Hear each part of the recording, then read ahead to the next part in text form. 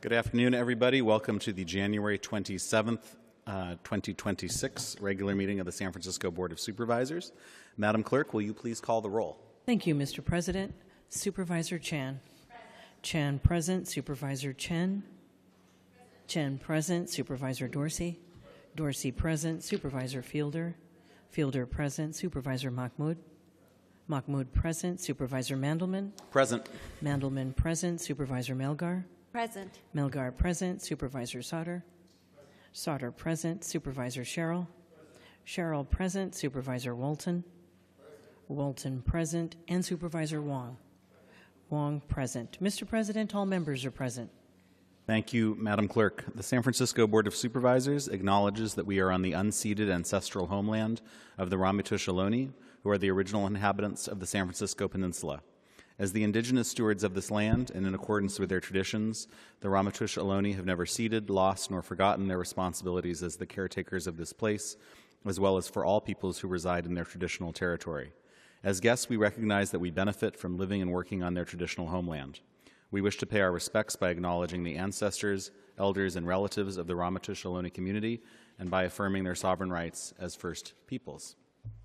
Colleagues, will you join me in reciting the Pledge of Allegiance?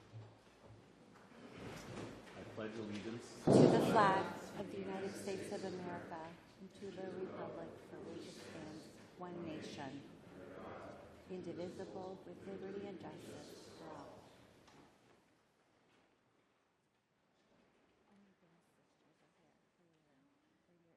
On behalf of the board, I want to acknowledge the staff at SFGov TV. Today, that is especially Kalina Mendoza. They record each of our meetings and make the transcripts available to the public online. Madam Clerk, do you have any communications? Thank you, Mr. President. The San Francisco Board of Supervisors welcomes you all to be present here in the chamber today.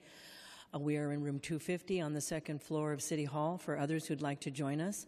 When you are not able to be here, the proceeding is being aired live on SFGov TV's channel 26, or you may view the live stream at www.sfgovtv.org. If you would like to submit public comment in writing, you can either send an email to bos@sfgov.org or use the Postal Service. Just address the envelope to the San Francisco Board of Supervisors, the number 1, Dr. Carlton, capital B, as the initial, Goodlit Place, City Hall, room 244, San Francisco, California, 94102. If you need to make a reasonable accommodation for a future meeting under the Americans with Disability Act, or if you need to request language assistance, contact the clerk's office 2 business days in advance by calling 415-554-5184. Thank you, Mr. President. Thank you, Madam Clerk. Let's go to the approval of our meeting minutes. Yes, approval of the December 16th, 2025 board meeting minutes. Colleagues, could I have a motion to approve the minutes as presented? Moved by Sherrill, seconded by Chen. Madam Clerk, will you please call the roll? On the minutes as presented, Supervisor Sherrill. Sherrill, aye. Supervisor Walton. Walton, aye. Supervisor Wong. Wong, aye. Supervisor Chan. Chan, aye. Supervisor Chen. Chen, aye. Supervisor Dorsey. Dorsey, aye. Supervisor Fielder. Fielder, aye. Supervisor Mahmoud. Mahmoud, aye. Supervisor Mandelman. Aye. Mandelman, aye. Supervisor Melgar. Aye. Melgar, aye. And Supervisor Sauter. Sauter, aye. There are 11 ayes. Without objection, the minutes will be approved after public comment as presented. Madam Clerk, please call our consent agenda items 1 and 2. Items 1 and 2 are on consent. These items are considered to be routine. If a member objects, an item may be removed and considered separately. Please call the roll. On items 1 and 2, Supervisor Sherrill. Sherrill, aye. Supervisor Walton. Walton, aye. Supervisor Wong. Wong, aye. Supervisor Chan. Chan, aye. Supervisor Chen. Chen, aye. Supervisor Dorsey. Dorsey, aye. Supervisor Fielder. Fielder, aye. Supervisor Mahmoud. Mahmoud, aye. Supervisor Mandelman. Aye. Mandelman, aye. Supervisor Melgar. Aye. Melgar, aye. Supervisor, I have here Supervisor Sauter. Sauter, aye. There are 11 ayes. Without objection, these ordinances are passed on first reading. Madam Clerk, let's go to our regular agenda, new business. Please call item number 3. Item 3. This is an ordinance to appropriate approximately $9 billion of proceeds from the sale of revenue bonds or commercial paper for capital improvement projects to the Airport Commission for fiscal year 2025 and 2026, and to place approximately $9 billion on Controller's Reserve pending receipt of proceeds of indebtedness. Colleagues, I think we can take this item, same house, same call. Without objection, the ordinance is passed on first reading. Madam Clerk, let's go to new business. Please call items 4 through 7 together. Items 4 through 7. These items pertain to a general obligation bond and capital expenditure plan. Item 4 is the ordinance to amend the administrative code by changing the reporting requirement for capital expenditure plans from odd years to even years, with the next report due March 1st, 2028. Item 5, this resolution amends the city's 10-year capital expenditure plan for fiscal years 2026 through 2035 to amend the proposed government obligation bond program and consolidate funding for transportation projects. For items 6 and 7, pursuant to California Government Code Section 43607 and 43608, the vote threshold is 2/3 or 8 votes of all members of the board to approve passage of these two items. Item 6, this resolution determines and declares that the public interest and necessity demand the construction, acquisition, improvement, rehabilitation, expansion, renovation, and seismic retrofitting of the emergency firefighting water system, the firefighting facilities and infrastructure, police facilities and infrastructure, transportation facilities for the municipal railway bus storage and maintenance facility at Petroa Yard, and other public safety facilities, and infrastructure for earthquake and public safety and related costs necessary or convenient for the foregoing purposes, collectively known as the ESER facilities, to authorize landlords to pass through 50% of the resulting property tax increase, if any, to residential tenants, and to make a finding that the estimated cost of $535 million is and will be too great to be paid out of the ordinary annual income and revenue of the city, and among other findings. And item 7.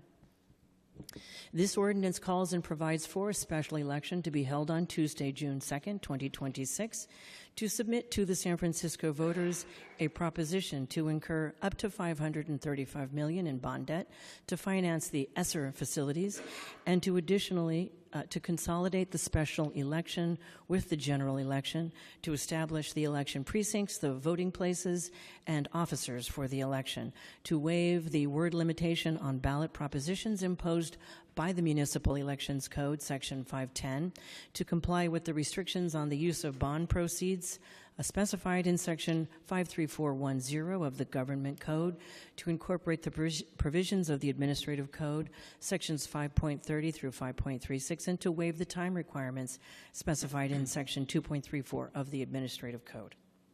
Supervisor Wong.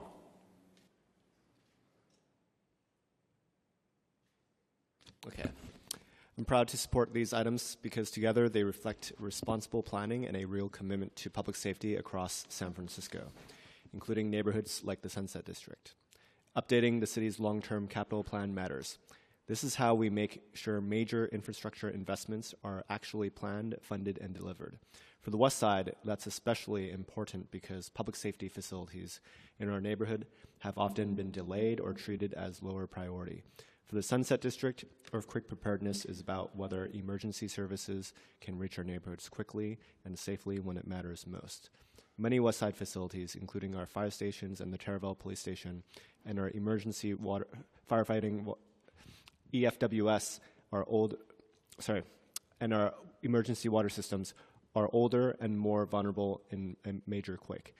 If those systems fail, response times suffer and residents are put at risk.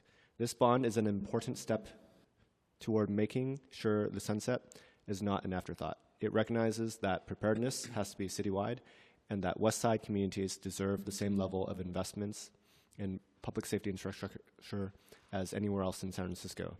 The emergency firefighting water system is especially critical for the west side. After a major earthquake, access to water can determine whether fires are contained or become catastrophic.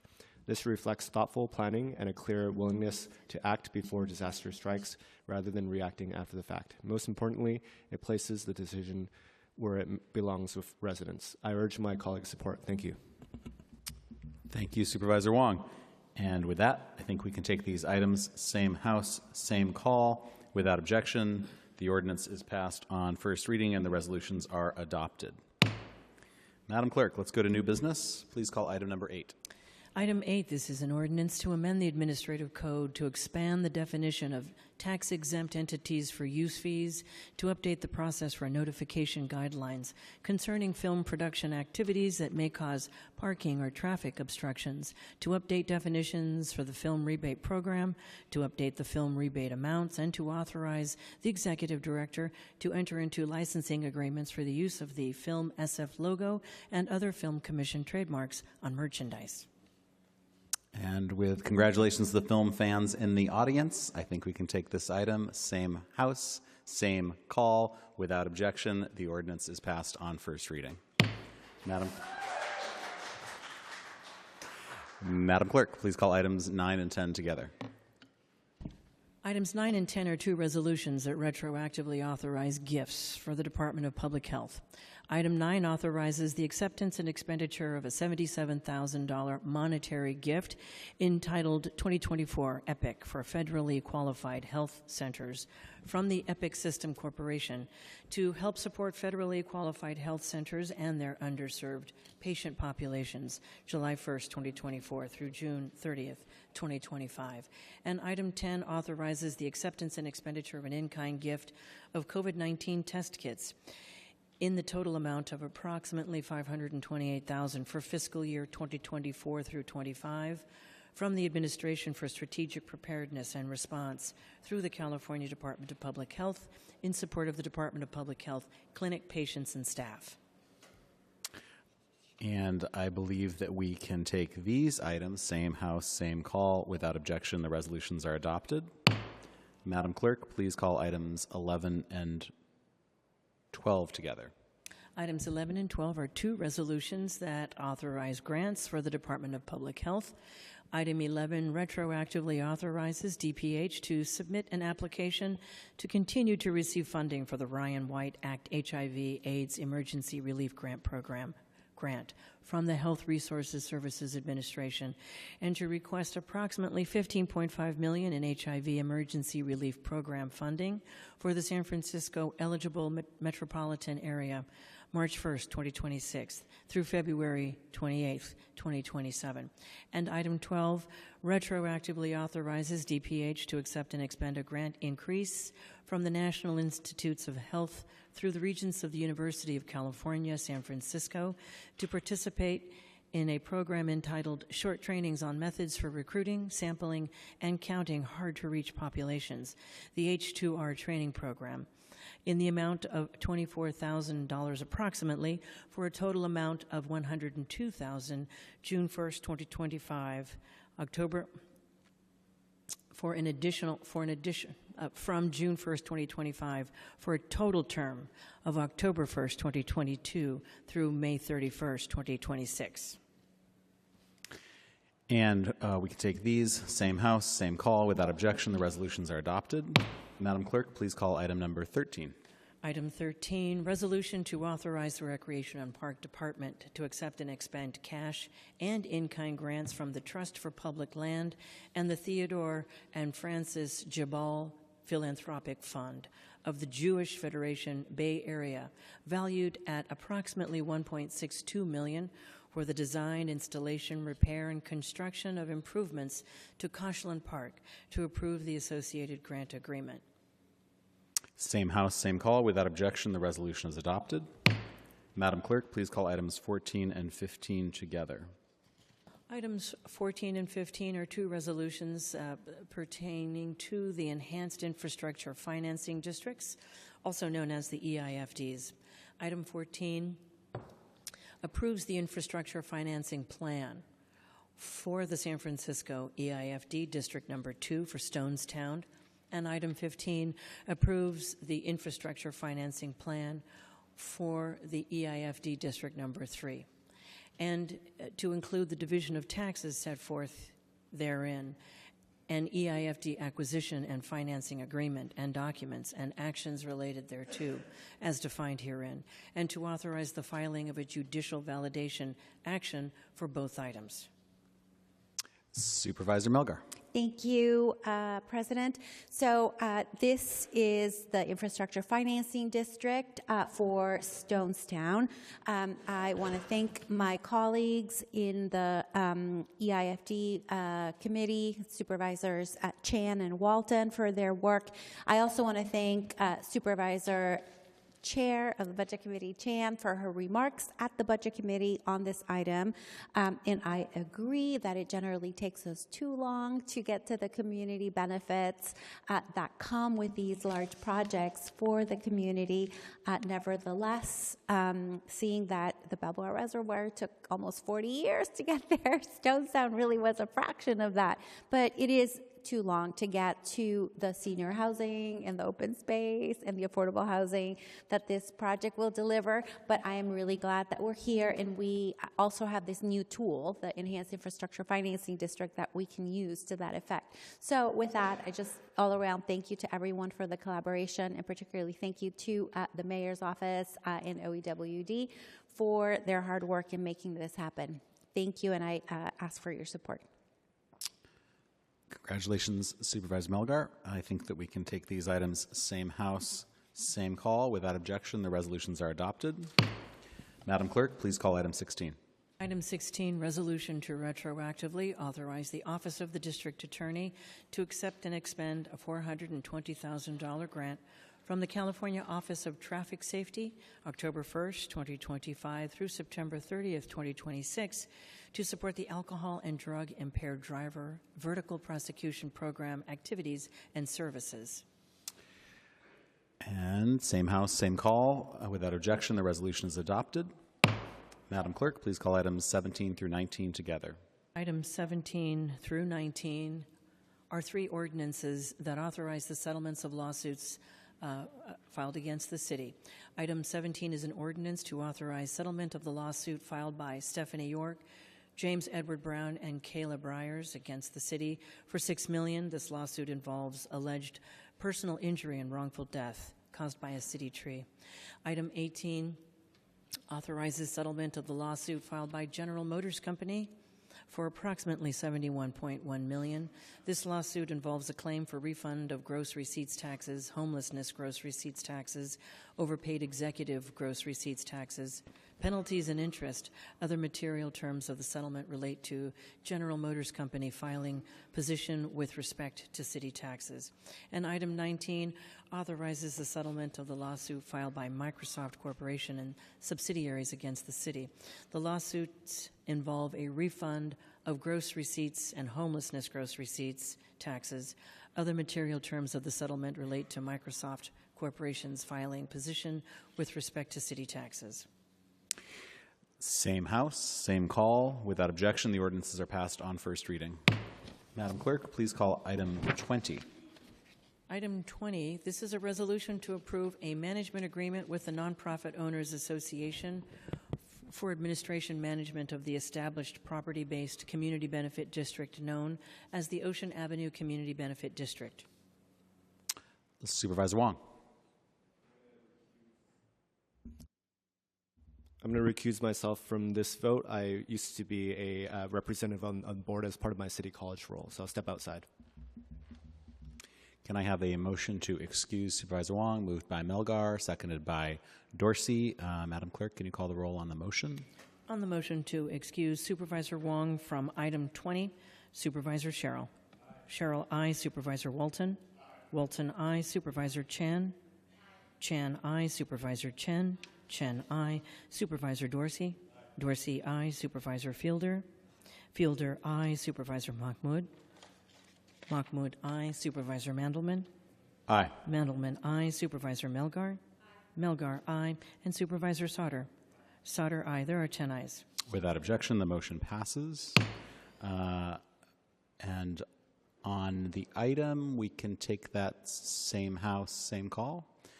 Without objection, the resolution is adopted. Madam Clerk, please call item 21. Item 21, this is an ordinance to amend the building code to create a permit and permitting process for hydrogen fueling station equipment installation and to affirm the CEQA determination. Supervisor Fielder. Thanks, President Mandelman. Colleagues, environmental justice organizations oppose the state bill that brought this item to our agenda. They've been deeply concerned about the risks of hydrogen projects prolonging fossil fuel infrastructure. 98% of hydrogen fuel is made from fossil fuels. Only 1% is made using low carbon energy, namely electrolysis of water. But this process is still energy intensive and depends on abundant electricity. At the core of the hydrogen hype is the fossil fuel industry, which has lobbied extensively for the proliferation of hydrogen, which is highly energy intensive, poorly regulated, and because of the nature of hydrogen, risks releasing nitrogen oxide into our atmosphere. Nitrogen oxides are 20 times more harmful than carbon dioxide as a greenhouse gas and exacerbating respiratory conditions in communities such as asthma. Hydrogen is a Trojan horse for fossil fuel lock-in, and for this reason, I'll be voting no. Thank you. Madam Clerk, please call the roll. On item 21, Supervisor Sherrill. Sherrill, aye. Supervisor Walton. Walton, aye. Supervisor Wong. Wong, aye. Supervisor Chan. Chan, no. Supervisor Chen. Chen, aye. Supervisor Dorsey. Dorsey, aye. Supervisor Fielder. Fielder, no. Supervisor Mahmoud. Mahmoud, aye. Supervisor Mandelman. Aye. Mandelman, aye. Supervisor Melgar. Melgar, aye. And Supervisor Sauter. Sauter, aye. There are 9 ayes and 2 noes, with Supervisors Chan and Fielder voting no. The ordinance is passed on first reading. Madam Clerk, please call item 22. Item 22, this is a resolution to approve the Human Services Agency's annual surveillance report for call recording technology. And we can please call the roll. On item 22, Supervisor Sherrill. Sherrill, aye. Supervisor Walton. Walton, aye. Supervisor Wong. Wong, aye. Supervisor Chan. Chan, aye. Supervisor Chen. Chen, aye. Supervisor Dorsey. Dorsey, aye. Supervisor Fielder. Fielder, aye. Supervisor Mahmoud.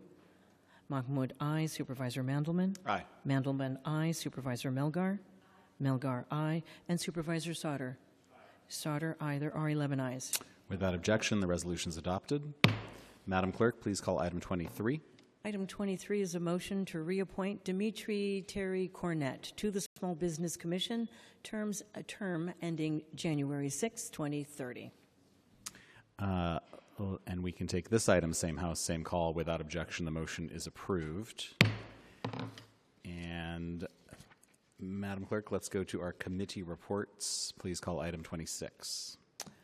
Item 26 was considered by the Rules Committee at a regular meeting on Monday, January 26, 2026, and was referred without recommendation. Item 26 is a charter amendment first draft to amend the charter of the City and County of San Francisco to change the current 2-term limits for the office of mayor and the office of member of the Board of Supervisors from consecutive term limits to lifetime term limits at an election to be held June 2nd, 2026. Supervisor Mahmoud. Thank you, President, and thank you, colleagues, for hearing this item today for this ballot measure to be proposed on the June ballot. I wanted to walk through a couple components of what this ballot measure will do and what the intentions are. Firstly, it really does 3 simple things. 1, it clarifies the intent of a previous ballot measure which set term limits on both supervisor and mayor in San Francisco. And it says that there should be lifetime term limits in 2 terms for supervisor and for mayor, and effectively 3 closes the loophole which allows politicians to run for office again for those respective positions after they have taken a bye.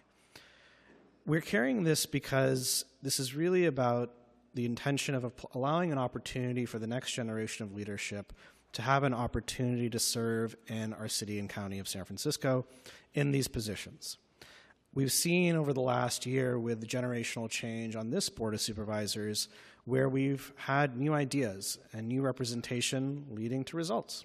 And we've passed historic legislation from the family zoning plan to making major progress in public safety as well. And third, this is really about sending a message around democracy. Democracy requires change. It's why in our Constitution we have term limits for president. It's a democratic principle that we can all agree on.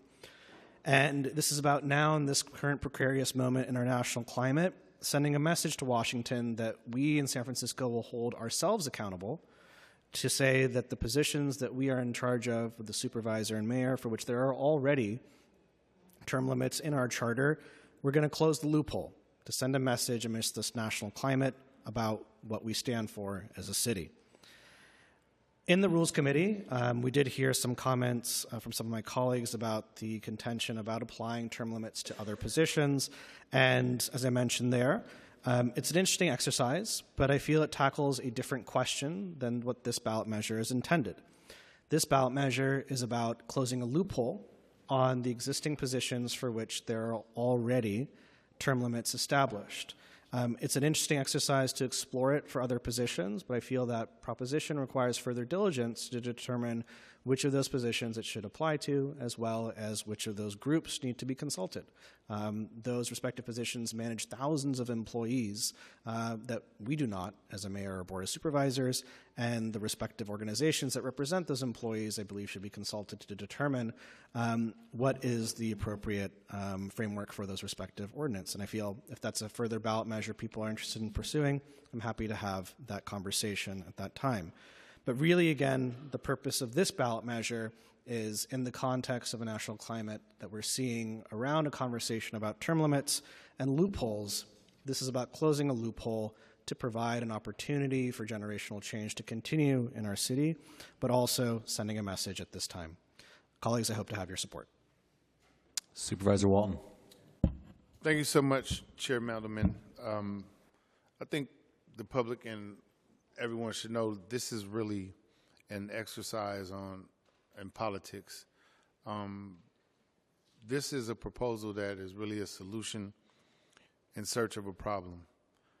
If it's not the case, I would love for all of you to line up all of the former Board of Supervisors members, all of the former mayors that have run for a term after serving 8 years, and then line up all of the former supervisors, all the former mayors that have ran for a term after serving 8 years that have actually won.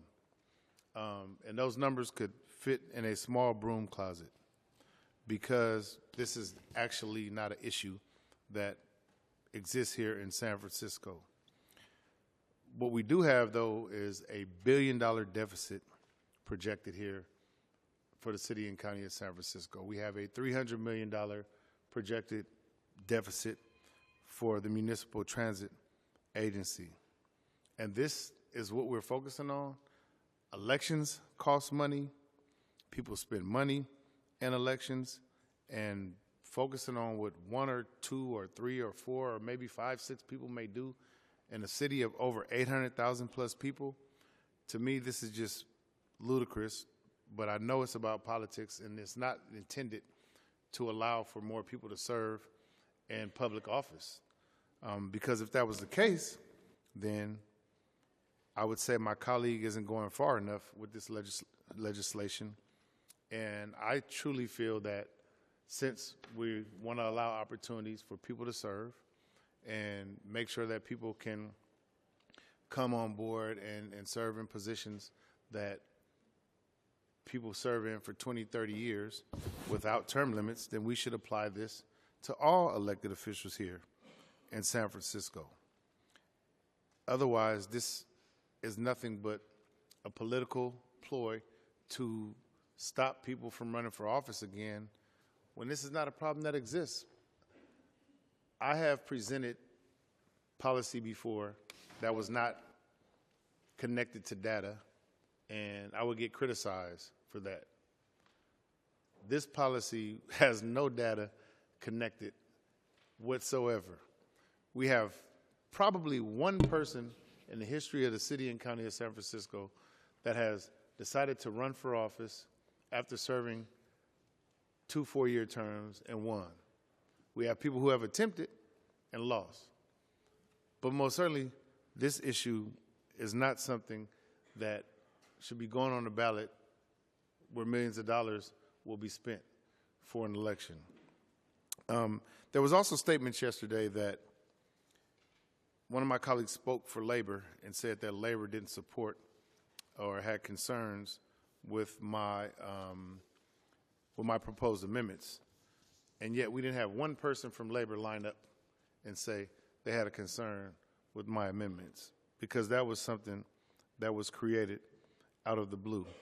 I do want to add that my amendments do not hamper anyone who is currently in office. This is not an attack on anyone currently in office, and in fact, it allows anyone in office currently to finish their term and serve an additional 4 years, because my amendments truly allow for opportunities for more young, fresh, new, different perspectives to have the ability to serve an elected office. So we're really trying to put something on the ballot that allows people to vote on allowing more people to serve in office. Then we should include every elected office.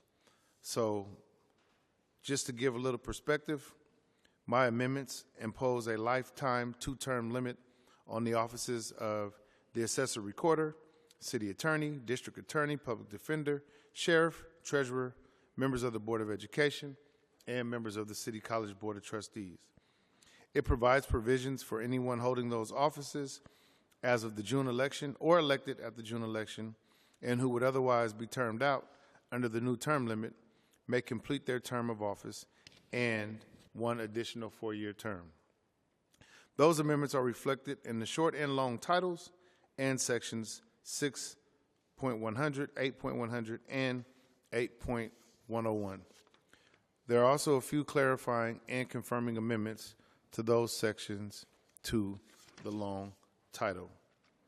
So I just want to really say that I am not against term limits. Let me start there. I believe in fresh, different leadership and opportunities for everybody to serve.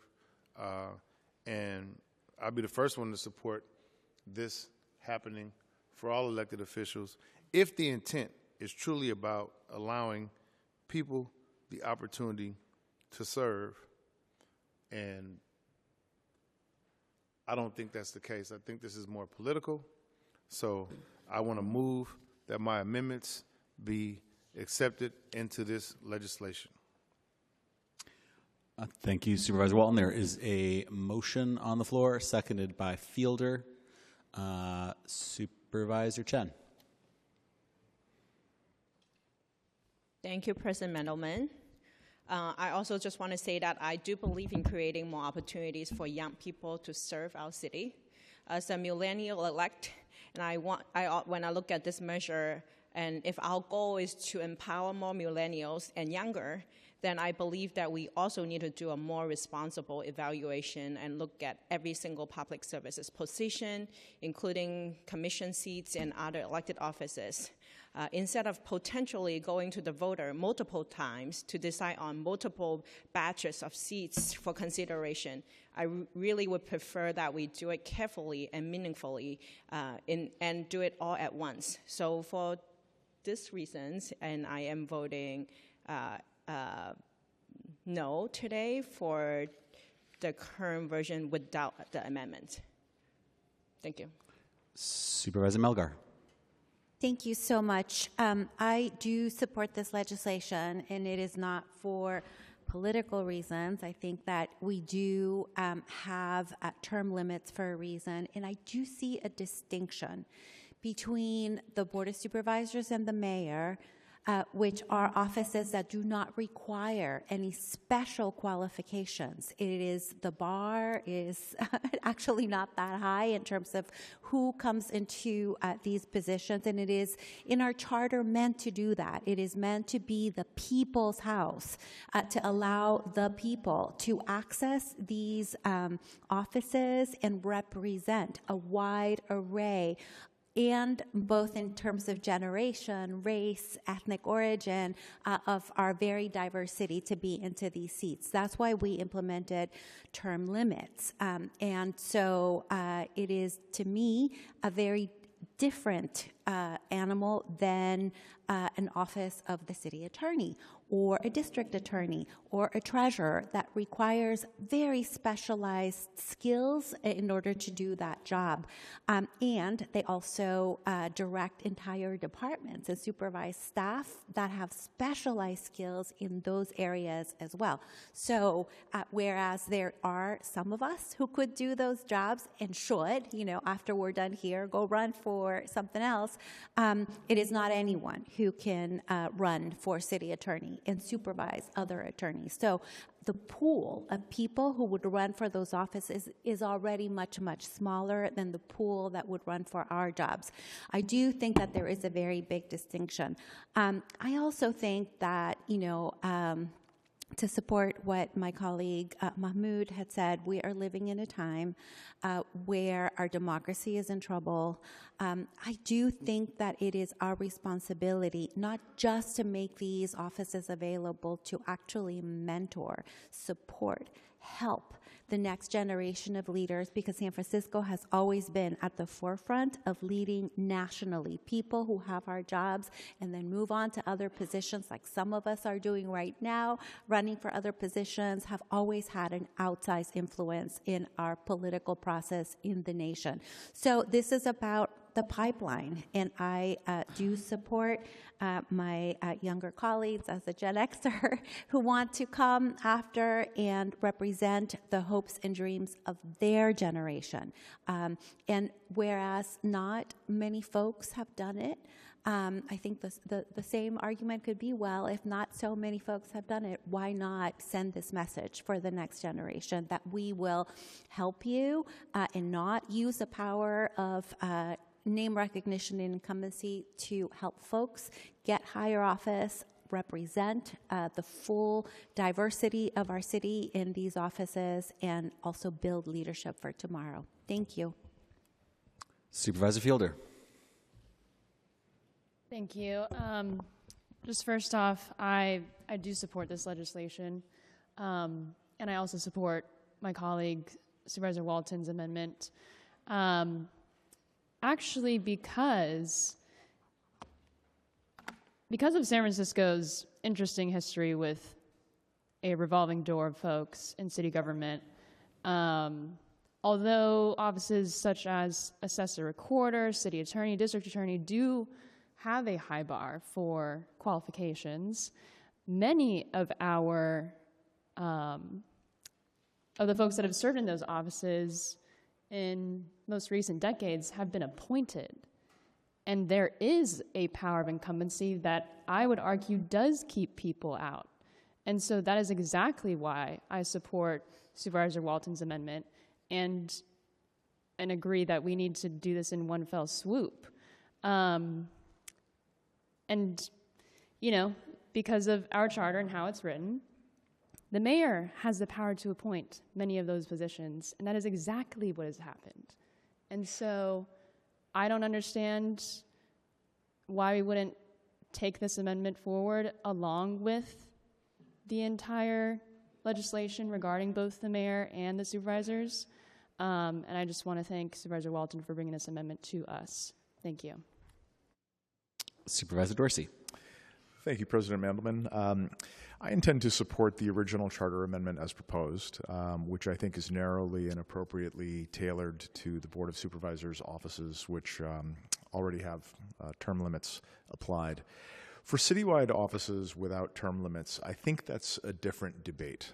And as someone who spent 14 years in the San Francisco City Attorney's Office, I would argue that the absence of term limits for that office has enabled it to have continuity that really has made it a more formidable force for change than it would have been otherwise. Louise Rennie served there for 16 years, and I think the continuity that she built in that office enabled it to pursue highly successful and years-long battles against big tobacco. Dennis Herrera served for nearly 20 years. That continuity was instrumental in being a force in a decade-long fight for LGBTQ plus marriage equality, and the work that he did to take on the Trump administration 1.0. And by comparison, I know David Chu is just getting started, but I think the option for continuity in that kind of office has lent a professionalism and stature that argues against implementing term limits here. So the fight that he is leading, David Chu, is leading against the Trump administration, to me, is why we should be grateful that we've got an office that has had that kind of professionalism and continuity that I don't think we would have if there was a lot of turnover at the top. So I will oppose the amendment and support the underlying charter amendment. Supervisor Chan. Thank you, President Mandelman. I personally would say this, that I think the way the existing charter amendment, the existing charter is just fine. You are not allowed to serve a consecutive 2 terms, and then you have to take a break, and then you have to come back. You could come back if you actually do want to come back. And I also have met supervisors that did not even want to run for a 2nd term. It's the reason why I end up running for her seat. So I think the truth is that voters, San Franciscans, should vote for people who qualify for the job and that also had the vision that they could align with that in the best interest of San Francisco. So I don't see a problem as it currently exists, but clearly that is the case for Supervisor Mahmoud somehow. And I would say that I then also concur should we then agree that it should be applicable for a lifetime term limit, then I concur with Supervisor Walton. Then it should be applicable throughout for all electeds. Because if, again, the principle is to say we should have more people getting involved and more people, and frankly, more people getting involved and more people running for office, I also do not see this particularly really, say, in any way that has any data that would actually encourage younger people to run. I mean, again, like anybody can run for any office at any moment, which is the great things about democracy. And it shouldn't be an ageism issue either for we only want younger people to run. I just find a lot of it is that we're boxing ourselves and putting ourselves in a corner about who should qualify and that we're limiting voters their options. I think fundamentally what I'm disagreeing with is the argument for making the change is somehow that we need to have a younger generation when in fact are we just limiting choices by applying a lifetime term limit. So I will be voting in support of Supervisor Walton's amendment so that we can say this is a level the play field and it's like this is the approach. Should it not work, we come back and adjust it down the road. But if it's not adopted, the amendment proposed by Supervisor Walton, then I will be voting against it because I do not see the reason as a valid reason for lifetime term limits when in fact voters should have just as many options as possible at any given time for the candidates. Supervisor Walton. Thank you, President Mandelman. I do want to just clear up one thing for sure, because my proposed amendments do not take away the need for the specializations that exist for any certain office. None of those qualifications change with the addition of my amendments. I do want to say, though, that special qualifications for positions do not equal the ability to be good administrators just because you have a law degree or some kind of special certification that makes you fiscally qualified for positions. But we have over 800,000 people in this city, And surely those specialized skills exist with the 800,000 plus pool of people. It is very large. In fact, I know for a fact that in some of our city departments currently right now, that specialization exists. And we have people who will never get an opportunity that work for these departments year in and year out, will never get an opportunity to grow and serve in any of these positions. People who we all work with on a daily basis that have those qualifications because their boss is not termed out.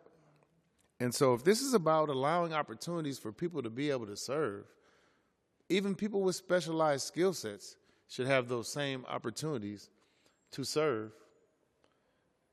That is not what this legislation is about. But we do have term limits in place right now. And we also have appointees that get appointed to positions that have zero experience in their office when there's turnover. And they're given the opportunity to lead and gain that experience, even over people who may have been in those departments and have done those jobs and function at a high level for a very long time. So that complete absence of continuity exists more often than not, quite frankly, here in San Francisco. So let's just be honest about why we propose what we propose. Then we can have a better conversation. This is a solution in search of a problem. And we're sitting here having a debate on the floor when we have real issues here in this city. Thank you, Mr. President. Supervisor Wong. I do support the legislation as is. I think that there's a distinction between the Office of the Mayor, Board of Supervisors, and some of these more specific positions such as Assessor Recorder, District Attorney, City Attorney, adding on top of what Supervisor Melgar mentioned. I also think in terms of the specialization, the other thing that I see is for the Board of Supervisors and the Mayor, we have broad policy-making roles on behalf of the people of San Francisco, whereas some of these other positions, I see them as more departmental leaders that are specialized and more of professionals are appointed to lead city departments and less of a broad policy-making roles. And we benefit from having people in these positions with experience and have that professionalism. I do recall that in the United States in the past, we did have for the President of the United States, we did have maybe a fix that was needed in our United States Constitution to ensure that our President of the United States was there for only 2 terms, because that was the intention from the first time that was put together. And I see this as doing something similar for our Board of Supervisors, and that's why I support it. In terms of the term limits for some of these other positions, I think there can be open conversation for it in the future as well, because should they have the opportunity to run as many terms as they want, or should it be 2 terms, or maybe should be 4 terms since they're more professional roles, or should they have something that is longer than that? I think that's an open conversation at this time. I'm supporting the legislation as is. I think that this focuses on closing something that currently exists, and similar to the President of the United States and the changes that were made to the United States Constitution, I think this is similar. Thank you. Supervisor Mahmoud. Thank you, colleagues, for all the comments and feedback. Just wanted to close off by, again, reiterating what the intention of this measure is. This is about closing a loophole for term limits that already exist. And as a body, we have a responsibility as elected officials to send a message and a statement in light of certain circumstances that happen that are salient in our times. And I do believe we can chew gum and walk at the same time.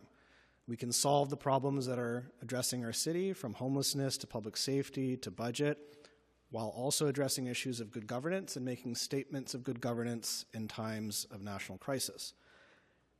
I think we're all capable of doing both. This isn't going to add any money to our election process. There's already an election in June. It's simply going on the same ballot.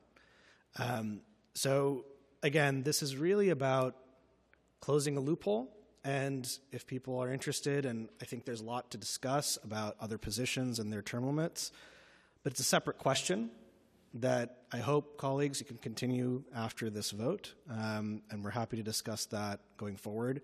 But for the purposes of this ballot, for this question at this time, wanted to focus this on closing the loophole for existing term limits already established on the positions that are already in the charter. Supervisor Chan. President Mandelman, I just want to express a strong disagreement to that sentiment of that we somehow can table this conversation and not to have a full-on discussion. You are amending our charter. It's a charter amendment. It's a San Francisco Constitution. It's a serious matter.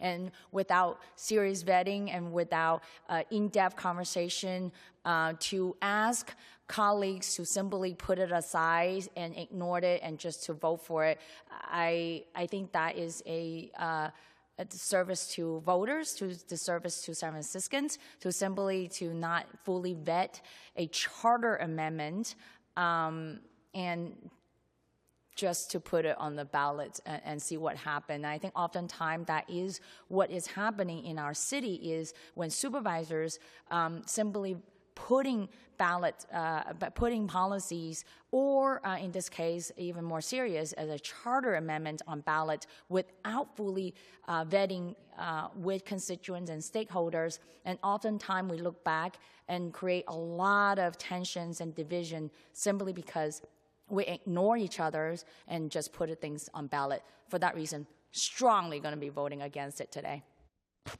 Supervisor Mahmoud. And to reiterate, I agree that there should be diligence on amendments that are put forward, and we did do diligence on this proposal with the respective unions that represent the workers in the offices of mayor and supervisor, and they did not have a problem with this ballot measure going forward. But again, there was not equivalent diligence done on other positions. There are many other unions that we have to talk to, and when I talked to them, they had not been consulted with yet.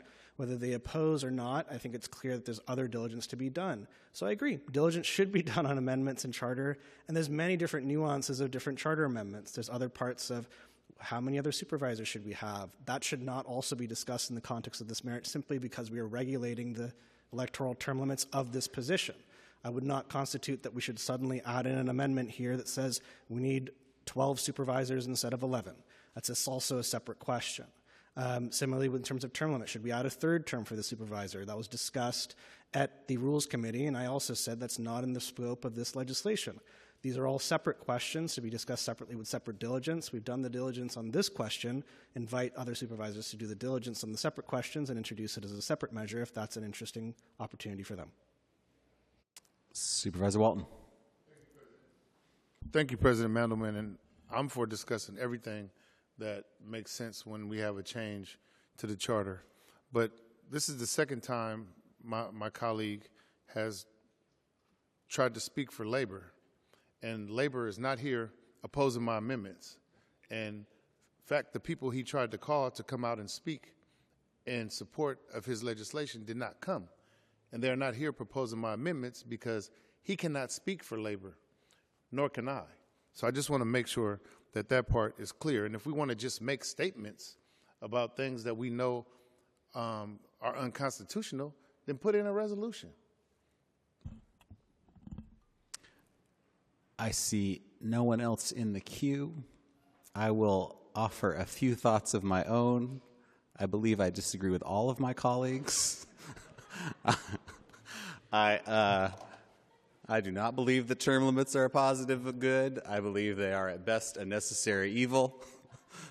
I do not particularly like Supervisor Mahmoud's amendment, but I don't like the changes that are, I think it gets worse in my view if we make the changes that are being proposed today. Term limits are inherently anti-democratic. they also prevent us from voting for people who have gained experience in time in office. The ancient Athenians believed that some of their offices should be filled by lottery and that any citizen could do them.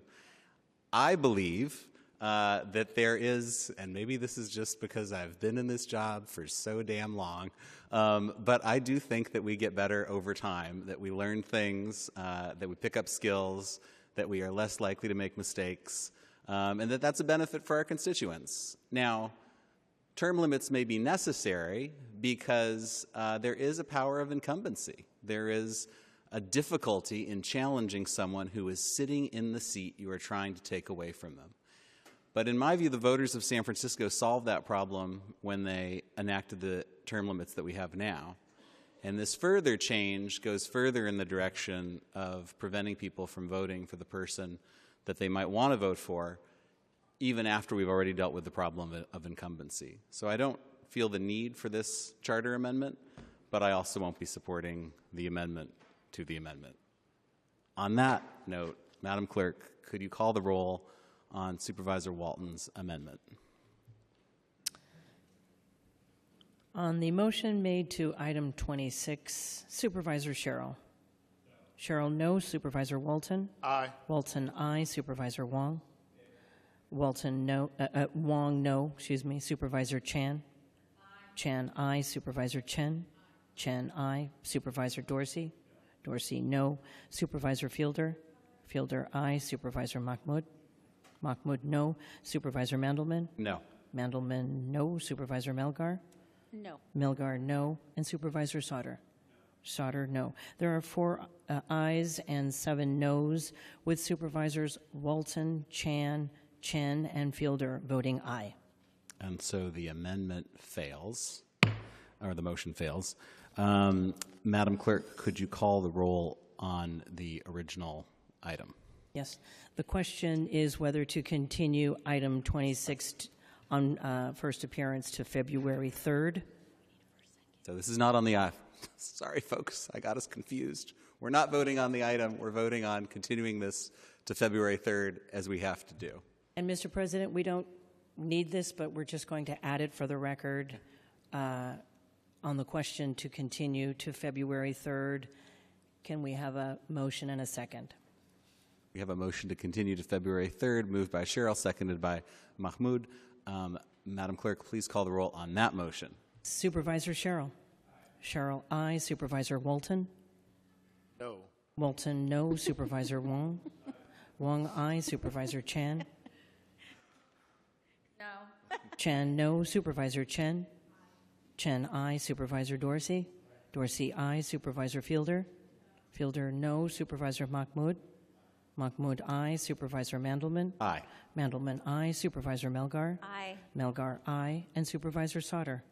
Sauter, aye. There are 8 ayes and 3 noes, with Supervisors Walton, Chan, and Fielder voting no. The charter amendment is continued to February 3rd, 2026. All right. Madam Clerk, let's go to our 2:30 p.m. special order. Yes, the 2:30 special order is recognition of commendations for meritorious service to the City and County of San Francisco. District 2 Supervisor Sherrill. Thank you, President Mandelman. Colleagues, today I would like to call the Friends of Alta Plaza Park here to the lectern. Where are you? Come on, step on up.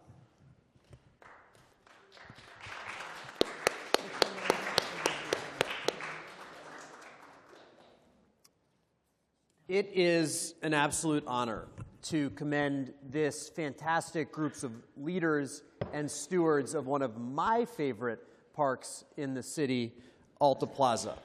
And specifically, we are here to commend their recent certification as an official 501c3, certifying their nonprofit status and empowering their stewardship of this jewel of the city for years to come.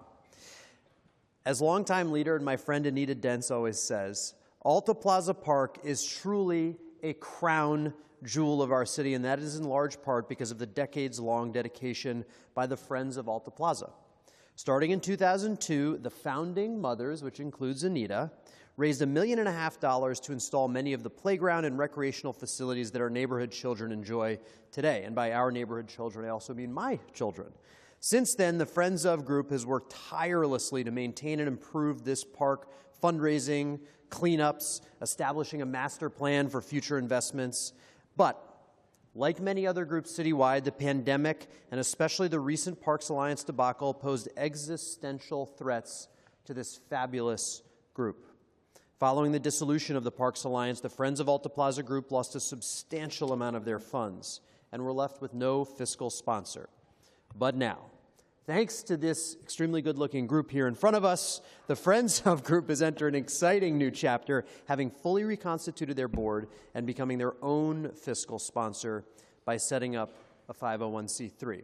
And because of the many donors who stepped up in the wakes of the Parks Alliance, the Friends of Alta Plaza Group is close to getting their money back, but this group is not stopping there. They recently launched a successful fundraising campaign and in partnership with Rec and Park are working to resurface the playground and upgrade the play equipment. And all of this is made possible by you. You exemplify the spirit of stewardship, of perseverance, and of togetherness. You represent what makes San Francisco special. Now, friends, these leaders include President Anu Sharma, Treasurer Greg Scott, Secretary Anita Dentz, and board members Ian Chadwick, Allison Kirby-Drone, David Hadley, Cynthia Trena, and Ladd Martin. So, on behalf of the Board of Supervisors, I thank the Friends of Alta Plaza Park, all of you and all of the other members of your community for your resilience, for your vision, and your unwavering commitment to creating a park that all San Franciscans can enjoy for generations to come. Congratulations, and the floor is yours.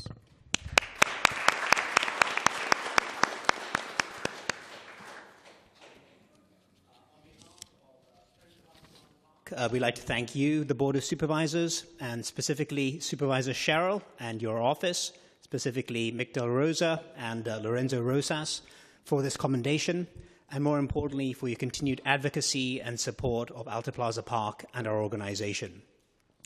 Our mission is to maintain and improve Alta Plaza Park on behalf of our neighbors and the city. Although the park sits in District 2, it is indeed a historic treasure for the whole city, and members across our San Francisco community use and enjoy our park on a regular basis, and indeed even beyond citywide. As Supervisor Sherrill said, over the past year, we as an organization have come together, constituted a new board, we have incorporated as a new nonprofit, we have navigated the challenging environment that happened with the fiscal sponsorship crisis and worked with other park community leaders as it related to our funds. We've gone through a brand and communications refresh and update, and now we have launched an ambitious fundraising campaign focused on the Friedman Family Children's Playground.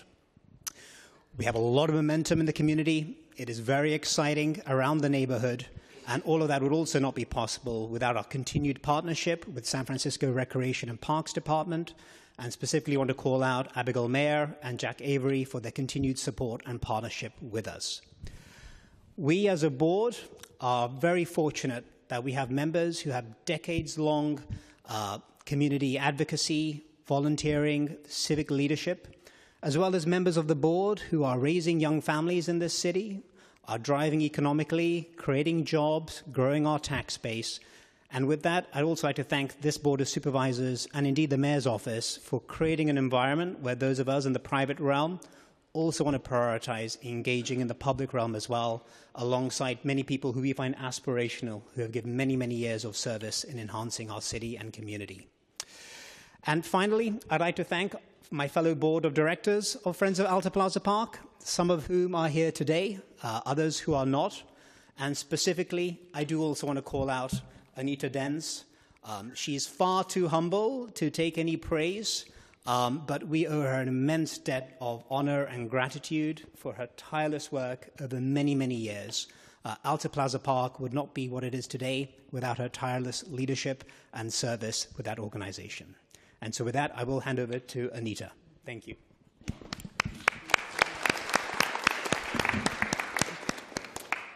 Thank you so much, Supervisor Sherrill, for your outreach to the Friends of Alta Plaza Park at the very start of your board appointment.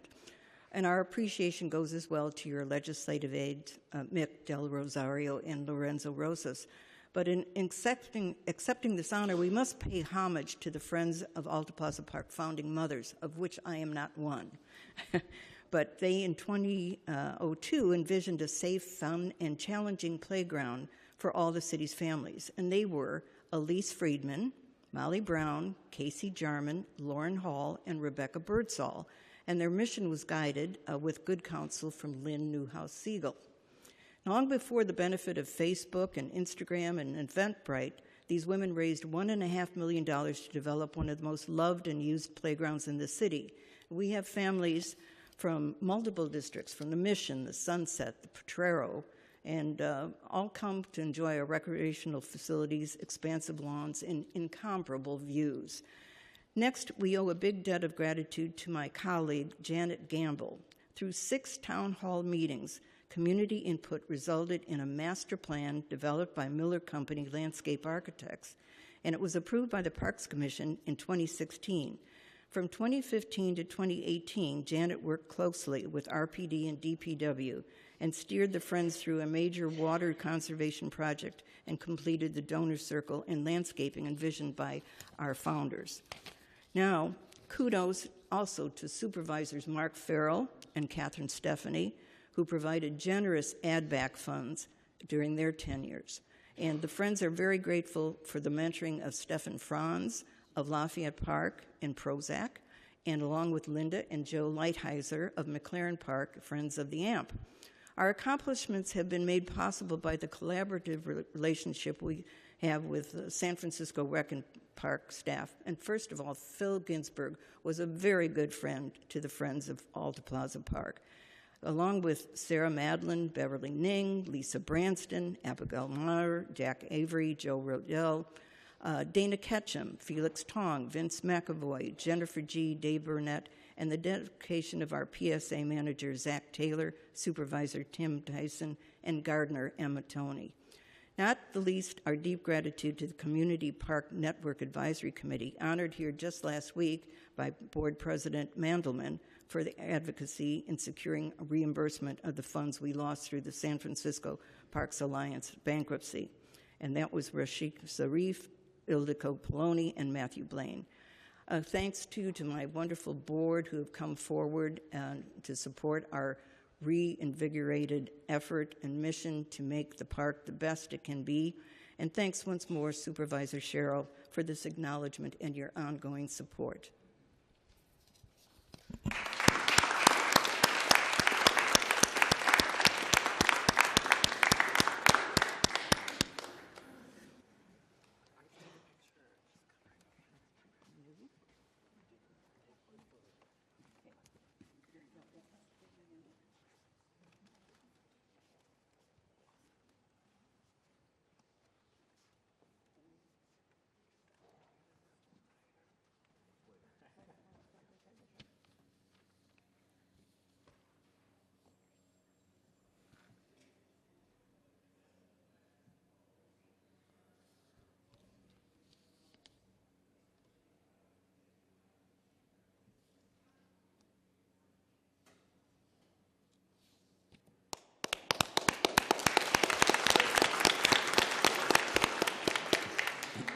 Next up, District 3, Supervisor Sauter.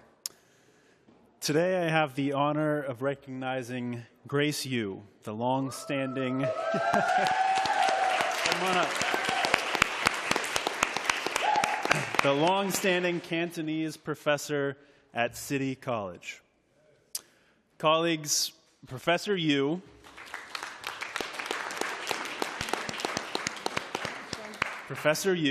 or Yu Losi, as we call her, is truly remarkable, and let me tell you why.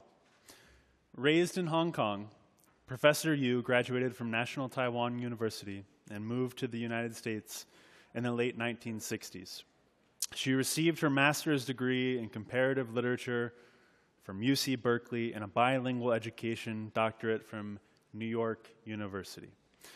She taught Cantonese from 1978 to 1983 at San Francisco State University and taught English to immigrants at City College. In 1990, she began teaching Cantonese full-time at City College. Today, she is the last and only Cantonese teacher at City College. And as far as I can tell, no one in San Francisco has taught more students Cantonese than Professor Yu. In a city deeply shaped and built by our Chinese communities, Cantonese is the language that has carried stories along for generations of San Franciscans and that is still used every single day to make our city work. I had the pleasure of taking 2 semesters of Cantonese with Professor Yu at City College. When I arrived for the first day of class, the first thing I noticed was how popular she was. Students were lined up in the hallway, and sitting on the floor on the side of the room, and that is all because they wanted to get a spot in that class. Class with Professor Yu is less like an academic exercise, and it feels more like a get-together with family and friends. She weaves in songs, stories, and history with her teaching, and then a few more songs. She really loves to sing with her students. Professor Yu's love and advocacy for Cantonese is not a solo act. In fact, her work has been championed by the emerging Save Cantonese movement. This organization has spread across the country to fight for Cantonese classes in many schools and communities. Here in San Francisco, we're lucky to have had incredible leaders and supporters, including Julia Kwan, who founded the group at CCSF.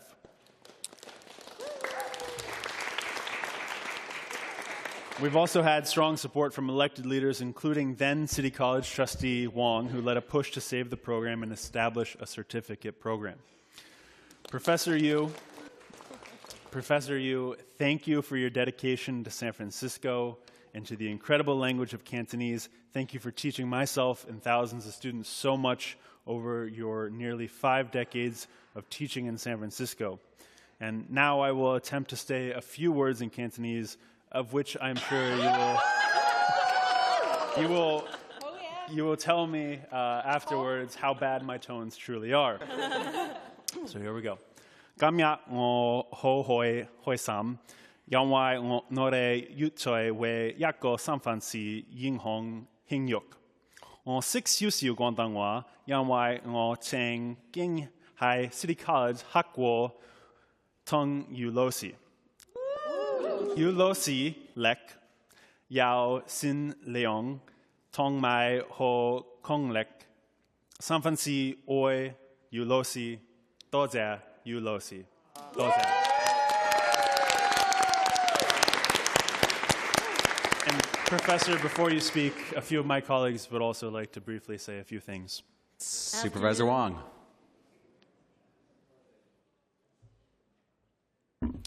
Doze yulosi. I knew Julia Kwan and Danny before they took some of your classes. I would say their Cantonese has improved. I remember listening to Julia's tones and before and after your classes, and there was a lot of improvement. So this is for Professor Yu. I'm so glad that we're able to honor you today. Your work has been so vital to ensuring that the next generation of public safety workers, healthcare workers, social workers, nonprofit workers, and other folks that have public contact are able to serve our communities. My own parents are originally from Hong Kong, and I was born and raised over here, and growing up, there were many times, like many of the other folks in the audience, we had to help our parents translate to help them be able to fill out forms or get access to services. And that's the experience of ABC. For those that don't know what that is, it's American-born Chinese. And so many people have gone through the halls of City College to learn Cantonese because they want to improve their Cantonese skills and be able to serve their community. I've met police officers, firefighters, healthcare workers like Julia that have attended our class because they want to talk to the people that they serve.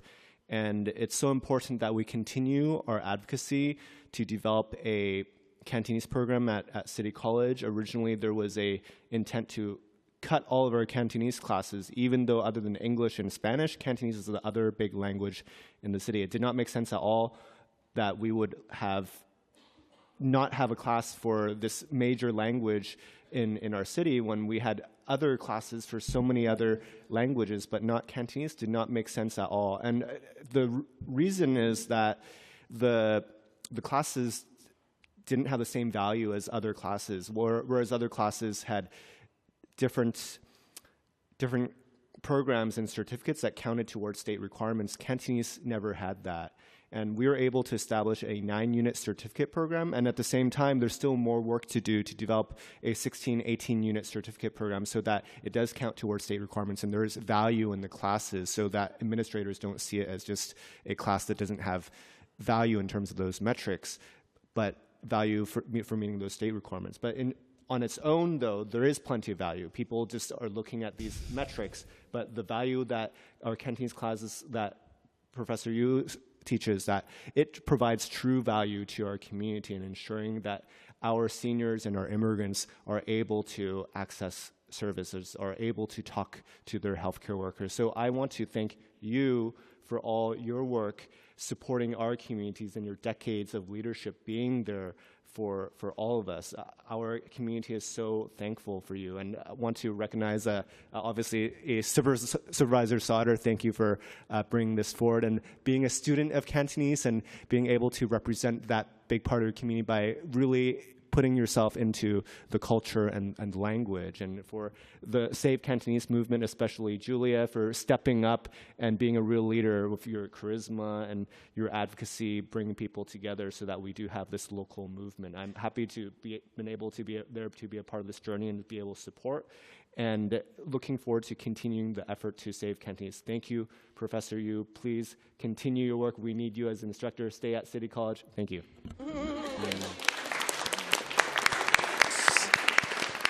Supervisor Chen.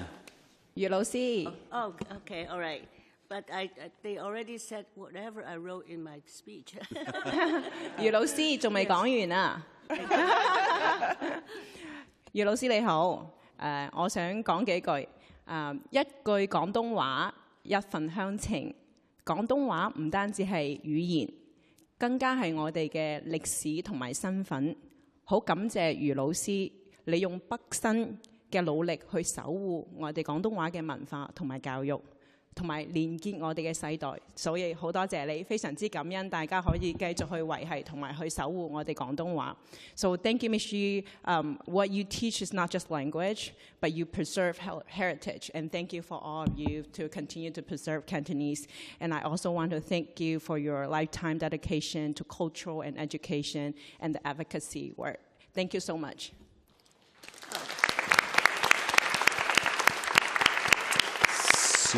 Supervisor Mahmoud. Real honor to meet you, Professor Yu. And while I don't know you, I've seen so many in the community talk about what you've done for them for generational change, but also just for passing down the language. I've known Supervisor Sauter for many years, and I've seen his Cantonese get a little bit better over the time. So wanted to thank you for helping him and helping so many people, and really appreciative of what you're doing in the community. I do hope that, as one final question for you, I think we're all very curious, what grade did you give Supervisor Sauter in class? If you're willing to just A, yeah. A? Oh, wow. Thank you again. Appreciate it. Professor Yu, the floor is yours. Okay, but everybody already said what I wrote in the speech. Okay, I'll read it. Good afternoon, supervisors, ladies and gentlemen. First, I would like to express my heartfelt thanks to Supervisor Danny Sauter for the honor of this commendation. I feel humbled. I have been privileged to teach Cantonese for many years. It has never been just a job to me. It is truly my calling. I'm proud of my Chinese heritage, and I cherish every opportunity to share my culture and my native language with anyone who wishes to learn. I received my education in Hong Kong and Taiwan. After graduating from college, I came to the United States to study comparative literature at UC Berkeley and later bilingual education at New York University.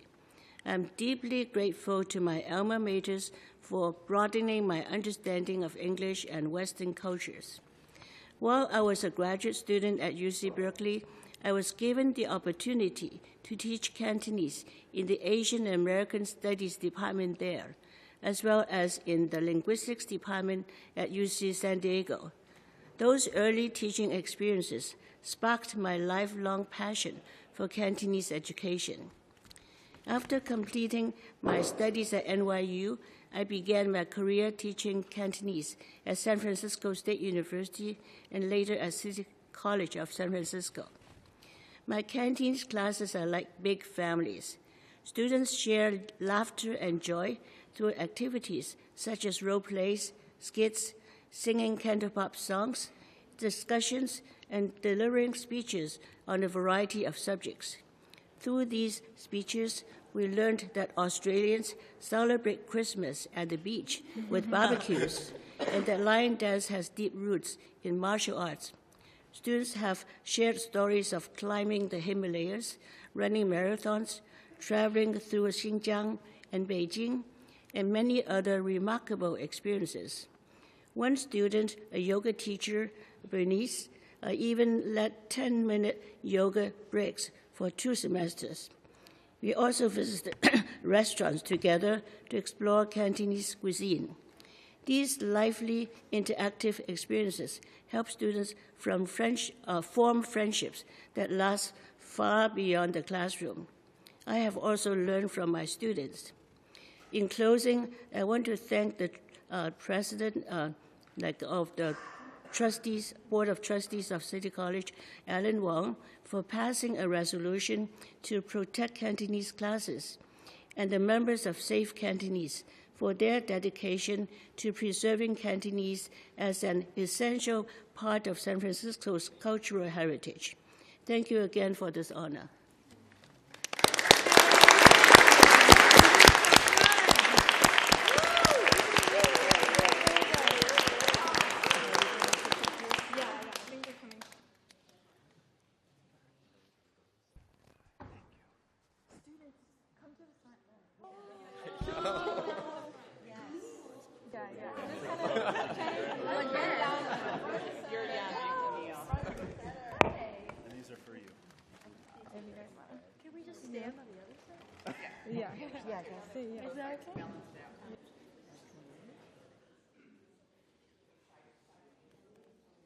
Margaret, Myron, come to the front. Come on in.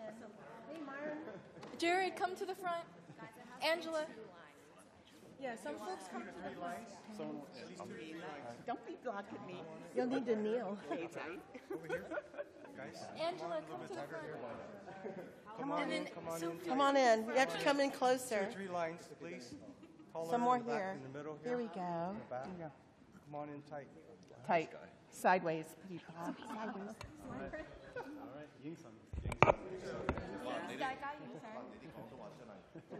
Dice you. This iPhone first, please. 1, 2, 3.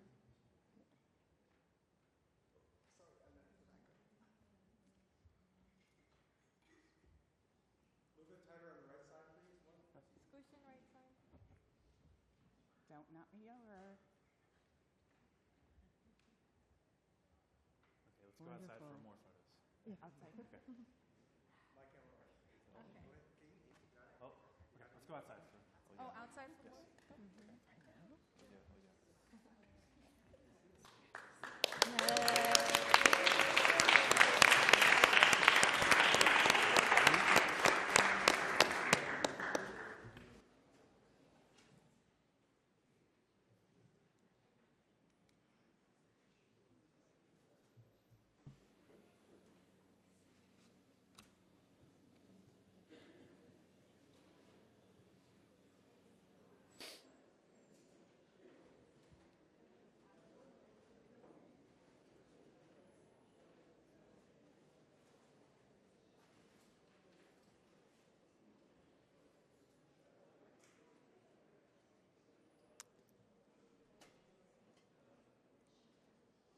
All right. Next up, District 9, Supervisor Fielder. Thanks, President Mandelman. Colleagues, last month in the mission, our community suddenly lost a true pillar. So today I am posthumously commending Ricardo Peña, whose presence shaped the mission district for more than 2 decades. And at this time, I would like to invite his wife, Connie, to the podium.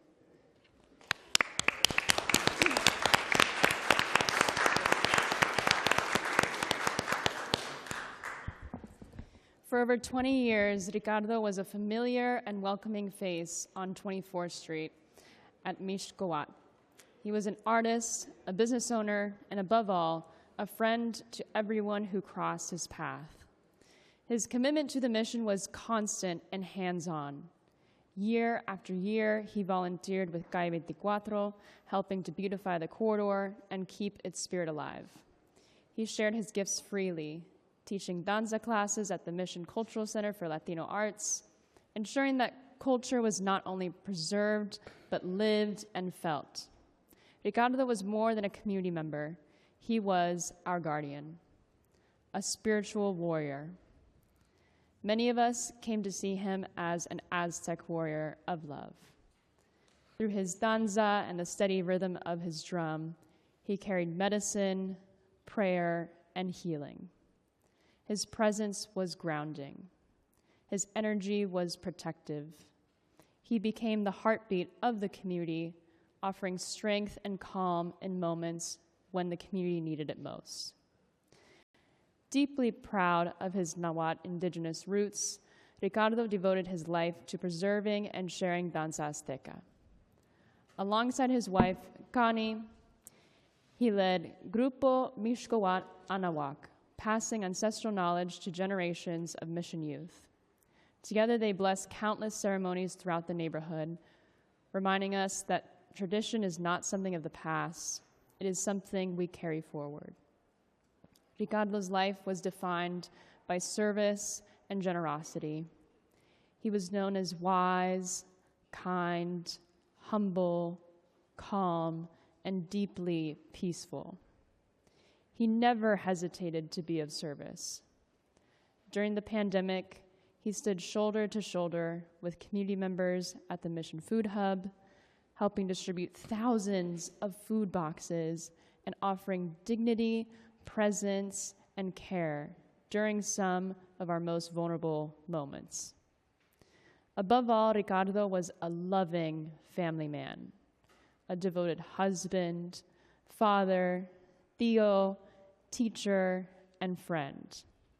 He leaves behind a beautiful family of danzantes, his wife Connie, his children Xochi and Cuauhtemoc, as well as a community forever shaped by his love. Ricardo's legacy lives on in every drumbeat, every dance step, every ceremony, and every act of service inspired by his example. He taught us how to listen with our hearts, how to serve with humility, and how to walk together in unity. Though he is no longer with us in body, his actions continue to guide our community, reminding us that true leadership is rooted in love, service, and shared humanity. Thank you to Connie for sharing him with us. Please, and I want to pass to my colleague, Supervisor Melgar. Thank you so much, Supervisor Fielder, for that really moving tribute to Connie, Xochitl, Cuauhtemoc. I'm so sorry for your loss. To the rest of the Danza family, we lost, a friend, a leader, somebody who embodied the concept of la cultura cura and gave so much to us, is leaving so much to all of us. So may his memory be a blessing. We deeply honor him today, and thank you for having shared him with us. Thank you. Supervisor Chen. Honey, I also want to say I'm deeply sorry to learn the loss, and my deepest condolence goes to you and all the loved ones. Thank you. The floor is yours.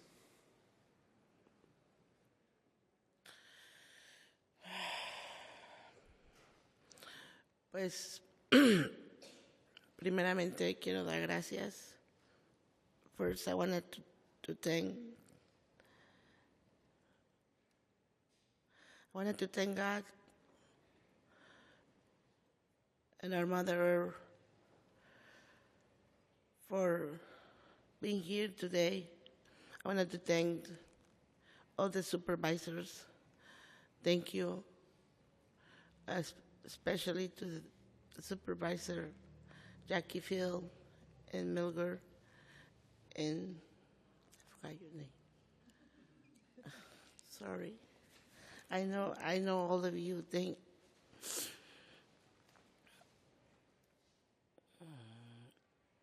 I don't have words to say, it's a lot, but I just wanted to say in honor of him, it's an honor for me, for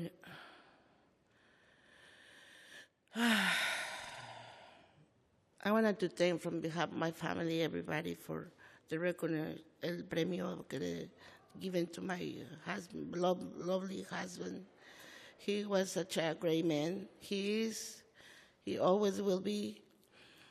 He always take care of us, but not only us, the whole community. No matter what color or what age you were, he was always there for everybody, trying to give and help each other and help everybody. And I'm just gonna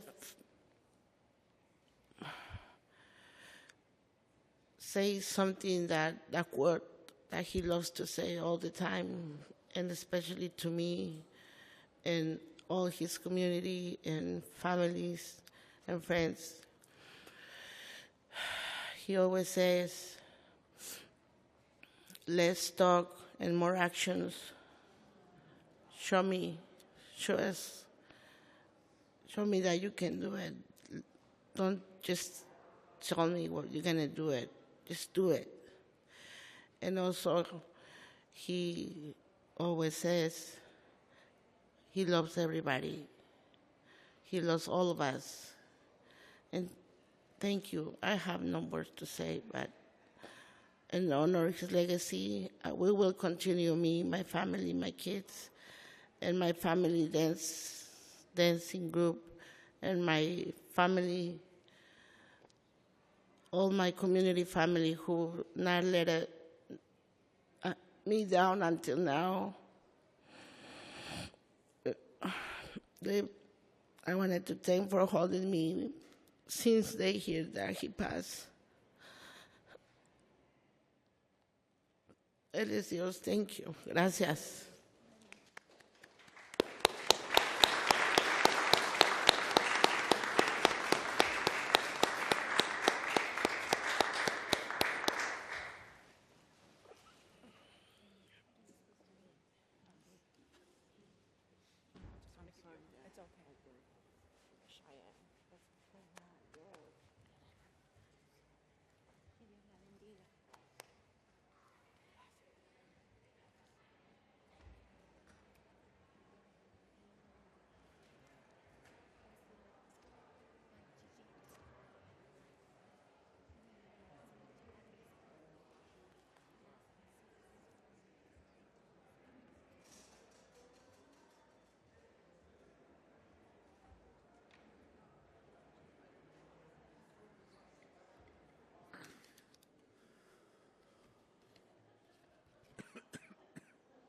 And from District 8, Aaron Starr. Come on up.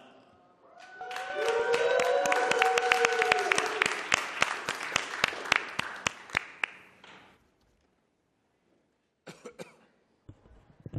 don't like this one at all. Today, colleagues, I'm presenting a special commendation to Aaron Starr, who recently retired after 2 decades of service in the city's planning department. Aaron first joined the department as an intern in June of 2001. He later became a planner on the Northwest Quadrant team of the Neighborhood Planning Division, where he reviewed development proposals. In 2013, he joined the Legislative Affairs team before being promoted to Manager of Legislative Affairs in 2014. In this role, he regularly represented the Planning Commission at the Board of Supervisors and Land Use Committee hearings and provided weekly legislative reports to the Planning Commission. Among Aaron's many achievements is the Code Reorganization Project, which standardized definitions across the Planning Code and introduced a unified zoning control table for all zoning districts, streamlining interpretation and application for planners, developers, and the public.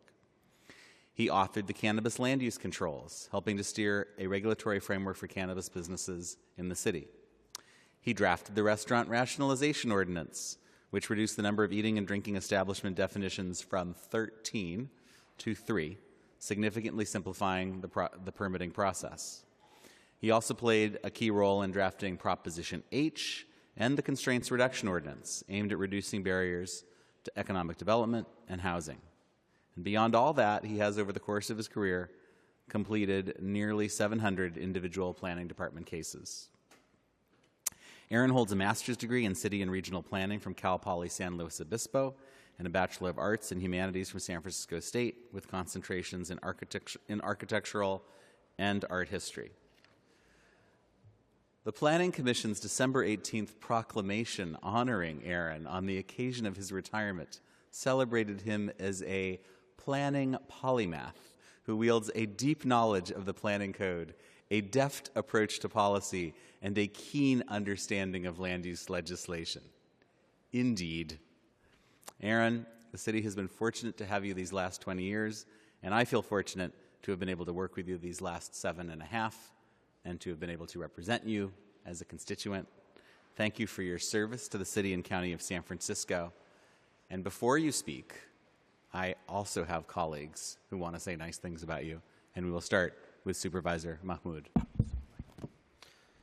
Thank you, Aaron, and really sorry to see you go. I just wanted to comment on working with you has been really amazing over the last year because you taught me so much on what I thought was the simplest legislation to ever work on, the Shared Housing Reform Act, about making it legal for more than 5 people to live together. But I think what you showed me and helped us on our first legislation, ended up being the last legislation we ended up passing, was that there are a lot of unintended consequences in our housing code. Is complex. It's like a game of Jenga. We try to change one thing and it ends up changing many others, and that to be responsible legislators, we have to account for all those potential externalities. And I think really appreciated your patience over that entire year process of walking us through how to minimize those unintended consequences and work through a framework that is both governable but also does the original intent of the law. So I think in partnering with you on that end through the rezoning process and so many other pieces of legislation, really appreciated you always figuring out the intent of what we're trying to accomplish and then also seeing how we can make sure that it's actually possible to administer and being in compliant with the components of our law as well. So you've been a great partner to our office, and really sad to see you go, but really thank you for helping us through this year, and wishing you the best in the next steps as well. Supervisor Melgar. Thank you. Mr. Starr knows he's like my favorite. I'm so sorry to see you go. I have had the great pleasure and honor of working with you for so many years, from the time I was on the Planning Commission and now at Land Use and Transportation. And aside from the things that people say about you, your keen intellect, your deep knowledge of the planning code, your didactic process, and just deep contribution to our city. I have always just really admired your sense of humor. You are one of the funniest people I've ever met. And something that I said in my remarks at the Planning Commission that I heard your coworkers tease you about all day was, that you are the master of subtle shade, and that has helped you in the political process, which is not about the deep knowledge of the code, but actually being able to navigate, all of these personalities and being able to do the right thing and do it with grace and elegance. And so I am so deeply grateful that you have been in this position and helped us do all of the great progress that we've done in terms of land use here in the city. I'm so sorry to hear you go, but I know you'll still be around, and hopefully we'll run into each other on the street somewhere in District 8, and you will be around our city, still being you, and still being funny and wonderful. So thank you, friend, for all the time you've spent with us and your deep contributions to our city. Supervisor Dorsey. Thank you, President Mandelman. Aaron, congratulations on a well-deserved retirement and a distinguished career in city service. I know you've been an incredibly valuable asset to the planning department, but you've also been a truly valuable partner to our offices in helping us navigate to the legislative process. My legislative staff has learned so much from your expertise, as have I, on all of our efforts. And my team wanted me to express their appreciation in addition to my own. You've been a great thought partner, and I really appreciate the guidance that you have offered, particularly on some of my office's earliest projects, including the nighttime entertainment zone in Soma and the Article 8 code reorganization. So thank you so much, and congratulations. Thank you. Aaron Starr, the floor is yours.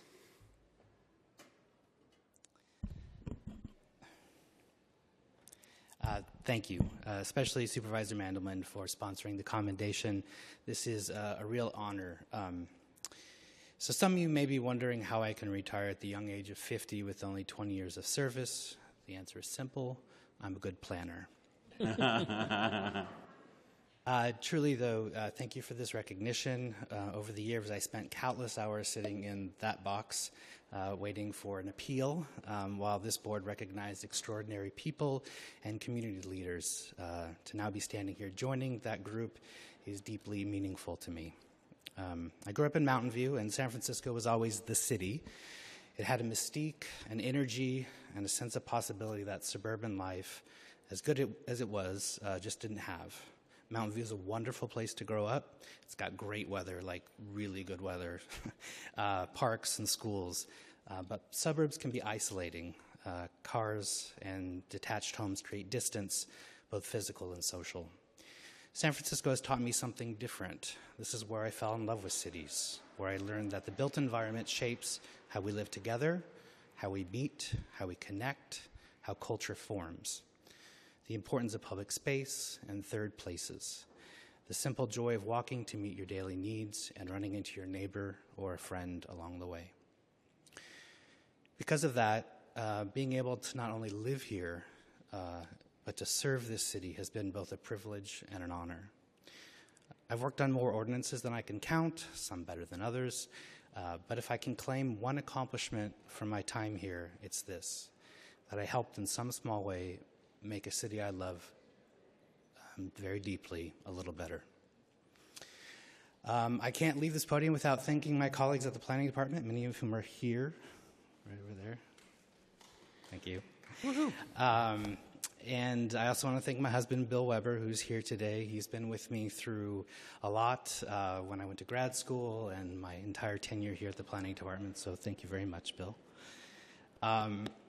And especially want to thank Angela Cavillo and the clerk of the board's office, without which I would not have been able to do my job successfully. This board is fortunate in many ways, but the clerk staff truly tops the list.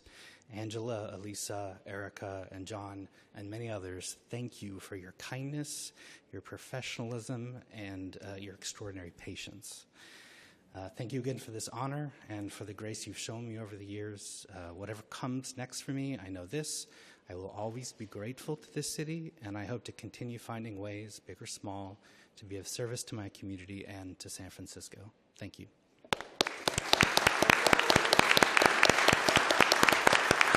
Aaron, come on into the well.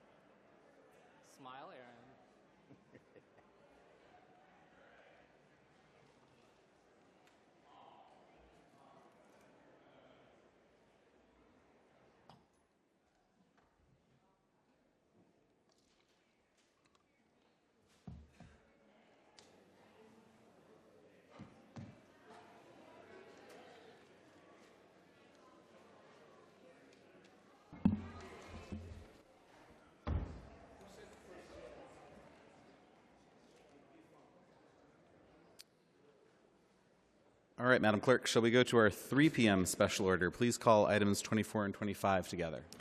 Items 24 and 25 combined were scheduled pursuant to a motion number M25-131 contained in file number 251221, approved by the Board on December 16th, 2025, for the Board of Supervisors to convene in a committee of the whole for a public hearing today, January 27th, 2026, for this special order at 3 p.m. to consider an ordinance, item 25, to approve amendments to the redevelopment plan for the Mission Bay South redevelopment project to increase the maximum building height from 160 feet to 250 feet, and to increase the number of dwelling units permitted on the northern one-half of Block 4, East Assessors, parcel block number 8711, lot number 029, capital B, for the development of an affordable housing project and to make the appropriate findings. Thank you, Madam Clerk. So we're now sitting as a committee of the whole to consider the amendment to the redevelopment plan for the Mission Bay South redevelopment project, Block 4 East. And it looks, Supervisor Dorsey, like you might have some opening comments. Sure. Thank you, President Mandelman. Colleagues, anytime the city seeks to amend a master plan for one of our redevelopment areas, we must sit as a committee of the whole for a hearing on it, and so I appreciate your indulgence for this hearing on today's requested amendment to increase our capacity for affordable housing in Mission Bay. The amendment before us today would increase the height on Block 4 and increase the number of allowable affordable units. This area is just across the street from the San Francisco Police Department headquarters where I once worked, so I'm excited to see the continuing progress for the neighborhood, and I'm incredibly proud to represent Mission Bay generally. It has become a thriving, transit-oriented, mixed-use, socioeconomically diverse neighborhood.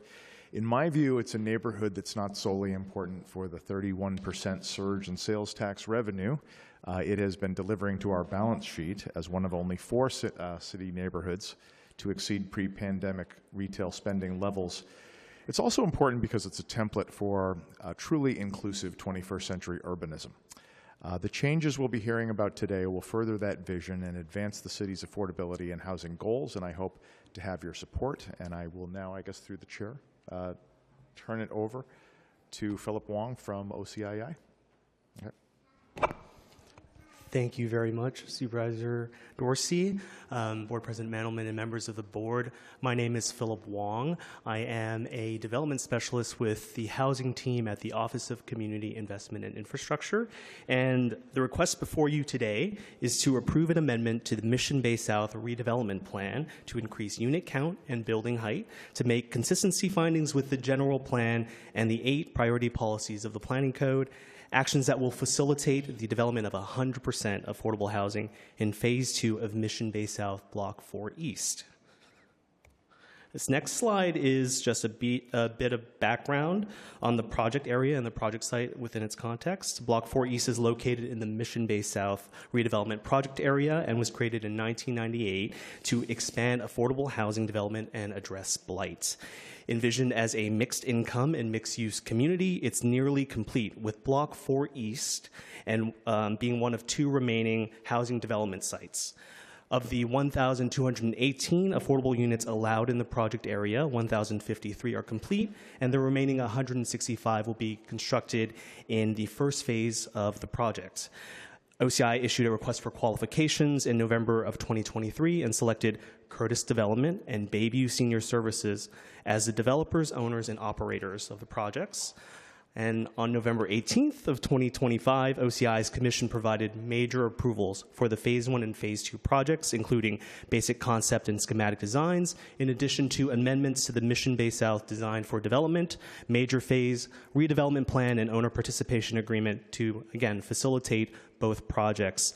On December 11th of 2025, the Planning Commission also recommended approval of the redevelopment plan amendment and provided general plan consistency findings.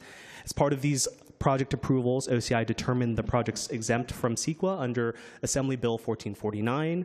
AB 1449 went into effect in January of 2024, exempting 100% affordable housing projects from CEQA, including those with plan amendments. This slide details the amendment to the redevelopment plan. The amendment is limited to the Phase 2 project site, or the northern half of Block 4 East. The first amendment is increasing the number of allowable affordable dwelling units by 250. The second is increasing the maximum tower height from 160 feet to 250 feet to accommodate the increased number of affordable housing units with a range of larger family-size units. This slide shows the Block 4 East project in context with the well-developed Mission Bay South redevelopment area and in close proximity to the development in progress at Mission Rock. 4 East is within a 15-minute walk of local and regional transit, the new Mission Bay School, which is opening later this summer, Mission Bay Parks, entertainment, and retail. This slide is a rendering of the project highlighting the Phase 1 project, looking to the northwest. And this rendering highlights the Phase 2 project. This slide shows renderings demonstrating the view of the lobby entrances of each of the projects at the corners with high visibility and ground floor activation. The overall project will provide a total of 398 units, of which 80 units will be set aside for families experiencing homelessness, anticipated to be supported by the local operating subsidy program, or LOSP. 4 East will serve households at a range of income levels to accommodate our priority certificate of preference holders. The unit mix is roughly 25% one-bedroom, 50% two-bedroom, and 25% three-bedroom units. Notably, Phase 2 will also have larger family-size units with 5 four-bedroom units and 2 five-bedroom units. Both projects will also provide secured Class 1 bicycle parking, as well as on-site vehicular parking. And this last slide is an overview of our schedule. Concurrent with approval of the redevelopment plan amendment ordinance for Phase 2, the developers will pursue financing throughout this year for Phase 1 with the goal of starting construction in early 2027 with completion in 2029. And Phase 2 will pursue financing in 2027 with construction starting in early 2028 and completion in 2030. So I'm joined by our wonderful developers, OCI, city staff. For any questions that you may have, thank you for your time and consideration.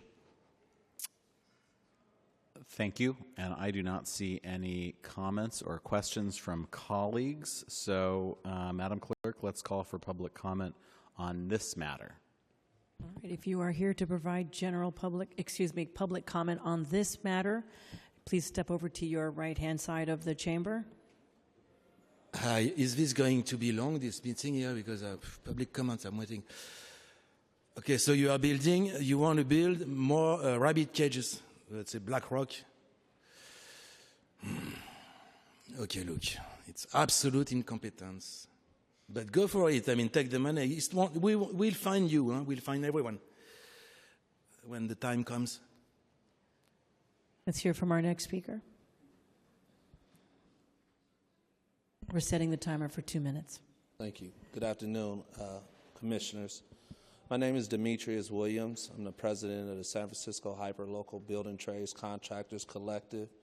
And we've been monitoring this project along with going to OCII and talking to the owners and the developers here. We support the project, but we also want to encourage the developers to include community contractors on the development phases. We over here been asking and debating and trying to get the senior citizen to understand how important it is to keep contractors from the community invested and involved in the community, especially when we developing in our neighborhood. This is supposed to be something affordable for the community, so you should be using community contractors, especially knowing the impact that it'll do for the city.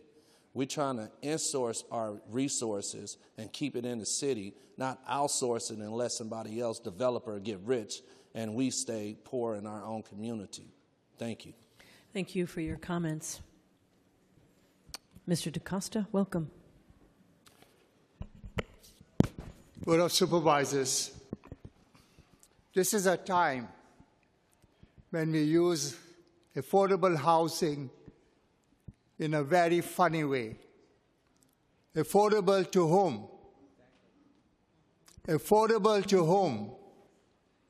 Now, besides having these tricky things where you have to get into a lottery, and God alone knows how they do that, and distribute the housing, we are not taking care of our people in the southeast sector of this city. We should be ashamed of ourselves that we have young people sitting down and watching others come from Colorado, from Phoenix, from God alone knows where, and working in our community. And once in a way, your supervisors should go into the community and see for yourselves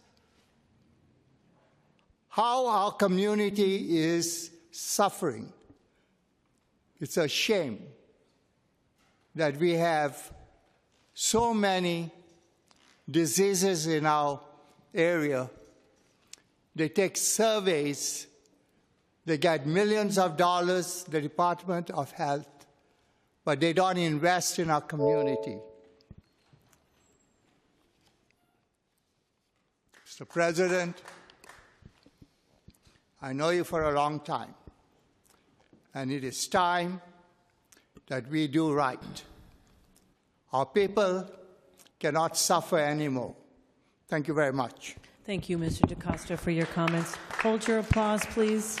There's no sounds of applause either for or against a speaker. Let's hear from our next speaker. Welcome. Hi, my name is Ariane Harrison. I'm here from District 10. I'm in full support of the contractors. They need to be a part of the solution and a part of the upward mobility and the economics that are currently coming into our district, which is District 10. Also, I would like to plead with you guys to also revisit the BMR tax credit unit model, affordable housing, because that program is designed to get you to market rate rent and eventually pricing families out. And what happens is that you create more homelessness among single parent homes and just families in general, because they have to start all over. And the waiting process in between that time when you are priced out to find another unit, there's another waiting list, and then there's that long stretch of time. So what happened to the low-income housing unit model, the 30% for our low-income earners, that when your income drops or you lose a job because you're working 2 jobs and got to hustle 9 times out of 10 just to afford to live in this city. So what we are doing is creating more homelessness. We are pushing people out of the city. And the 30 percentile housing model to the San Francisco Housing Authority, when it was in existence, and that's getting taken away, there were people that were either young parents and people that were coming up or finding their way in this world as far as economic growth. And when their income dropped, their rent dropped to accommodate their rent. When their rent increased, their rent increased. But it kept people stabilized and people housed until they figured out their life path. So that's something I would want you to take into consideration and also think about. We have an undersegment of our communities that meet these income ranges, but don't necessarily meet the BMR tax credit standards for income. You understand what I'm saying? So we got a huge part of our communities that are being left out of that process as far as being able to afford to live in this city, stay in this city, and be fluid in the city. Thank you for your comments. Welcome to our next speaker. Good afternoon, supervisors. My name is Dennis Williams, Jr., Executive Director of the Fillmore Community Development Corporation and a local San Francisco real estate developer. I stood today in the rally with the labor unions I support. I also am a member of the SF Hyperlocal Building Trades Contractors Collective. San Francisco has repeatedly committed to equity, and I support OCI project. San Francisco has repeatedly committed to equity in public infrastructure investment. However, developer-level participation, ownership, co-development, authority, and local term economic participation remain largely absent from major capital projects, especially those located in impacted historical black neighborhoods around the city, particularly the Freedom West. This has become common practice even when we have been involved for years in the planning and entitlement processes. San Francisco should require clear, enforceable pathways for local minority-led developers and construction firms to participate in development, rehabilitation, and seismic retrofit scopes. Also, ownership development partners where appropriate. We must align acquisitions and renovation decisions with community stabilization goals, so public investment does not unintentionally accelerate displacement or exclude communities-rooted entities. Thank you.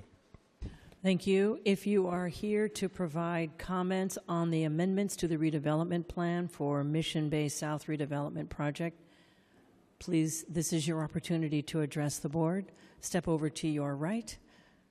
Are there any other speakers? All right. Mr. President. Thank you, Madam Clerk. Public comment is now closed.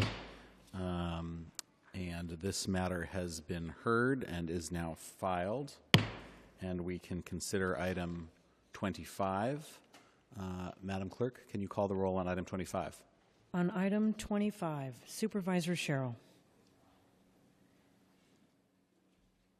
Aye. Sherrill, aye. Supervisor Walton. Aye. Walton, aye. Supervisor Wong. Wong, aye. Supervisor Chan. Aye. Chan, aye. Supervisor Chen. Chen, aye. Supervisor Dorsey. Dorsey, aye. Supervisor Fielder. Fielder, aye. Supervisor Mahmoud. Mahmoud, aye. Supervisor Mandelman. Aye. Mandelman, aye. Supervisor Melgar. Melgar, aye. And Supervisor Sauter. Sauter, aye. There are 11 ayes. Without objection, the ordinance is passed on first reading.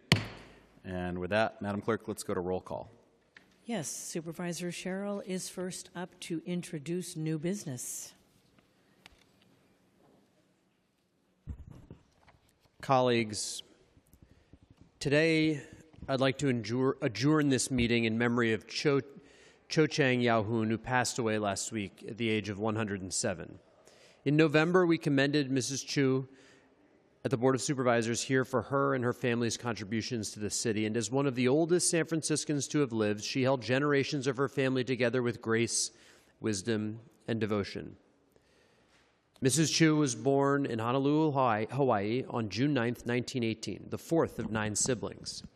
Together with her husband, Dr. Chu Lang Cheong, they built a beautiful life in Macau, raising 7 children and later becoming grandparents and great-grandparents many times over. 16 grandchildren, 19 great-grandchildren, with the family continuing to grow here in San Francisco.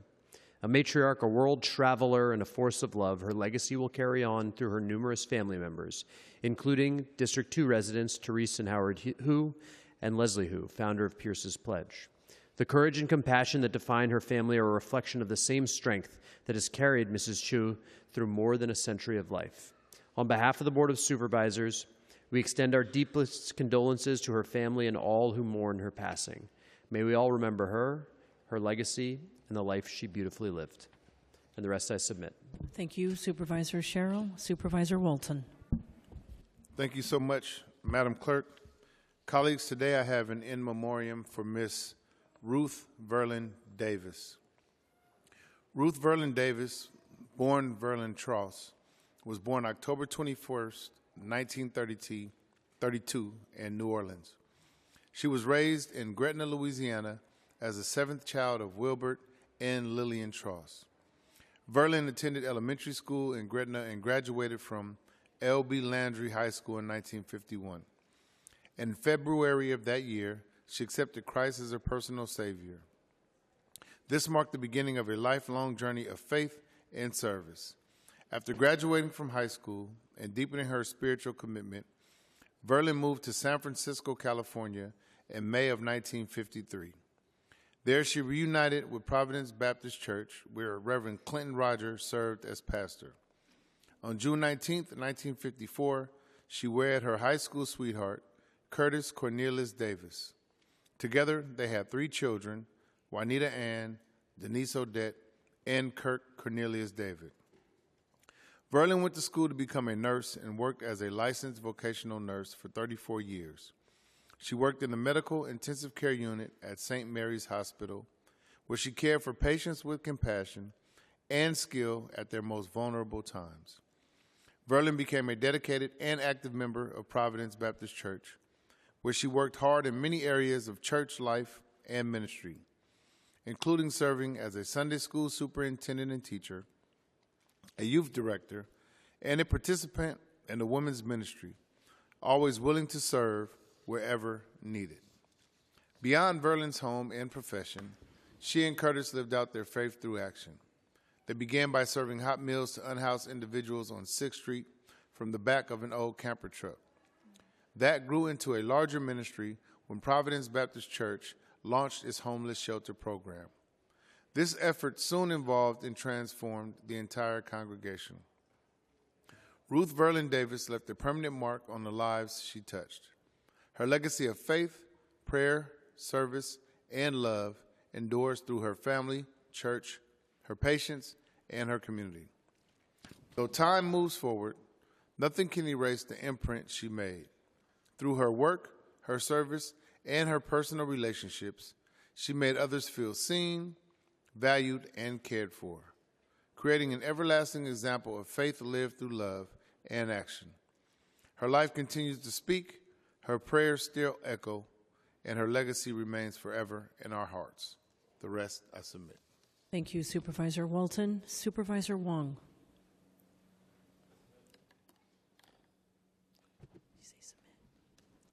Thank you, Supervisor. Supervisor Chan. Thank you, Madam Clerk. Colleagues, I am introducing a resolution to reaffirm San Francisco's commitment to the rights of our transgender, gender nonconforming, intersex, and two-spirit San Franciscans and their access to medically necessary health care, including gender-affirming care. In December 2025, the Centers for Medicare and Medicaid Services, CMS, announced 2 proposed rules that would restrict access to gender-affirming care for youth by attacking hospitals' participation in Medicare and Medicaid, and federal government reimbursements for youth in need of medical care. Let us be clear. Legal scholars have confirmed that there is no current federal law that prohibits gender-affirming care for children and adolescents. And even our Attorney General, Rob Bonta, confirmed that gender-affirming health care services and gender-affirming mental health care services are rights secured by the Constitution and laws of California. Meanwhile, as these rules are still being contemplated, some insurance carriers and healthcare providers, like Kaiser, have already announced halting gender-affirming youth surgeries. This is a clear attack on one of our most vulnerable populations in our communities. We know that continuity of care is critical for both the physical and mental well-being of TGNCI2S children and youth. This uncertainty of care will cause lasting harm to them and their families and our entire community. This resolution demands that healthcare providers and insurance carriers must prioritize people. They must adhere to state and local laws and stop practices that would preemptively cancel patients' access to medically necessary care. I would like to extend my deepest gratitude to the Trans Caucus of the Harvey Milk LGBTQ Democratic Club and Rainbow Families for creating the resolution with me and my team. And colleagues, I also want to thank you for your early co-sponsorship. I'm very grateful. And the rest I submit. Thank you, Supervisor Chan. Supervisor Chen. Thank you, Madam Clerk. Colleague, today I am introducing a resolution to condemn the imminent closure of the San Francisco Immigration Court. San Francisco is one of the biggest courts in the entire immigration court system. And it's for many immigrants the first real contact they have with our nation's justice system to pursue asylum and fight deportation.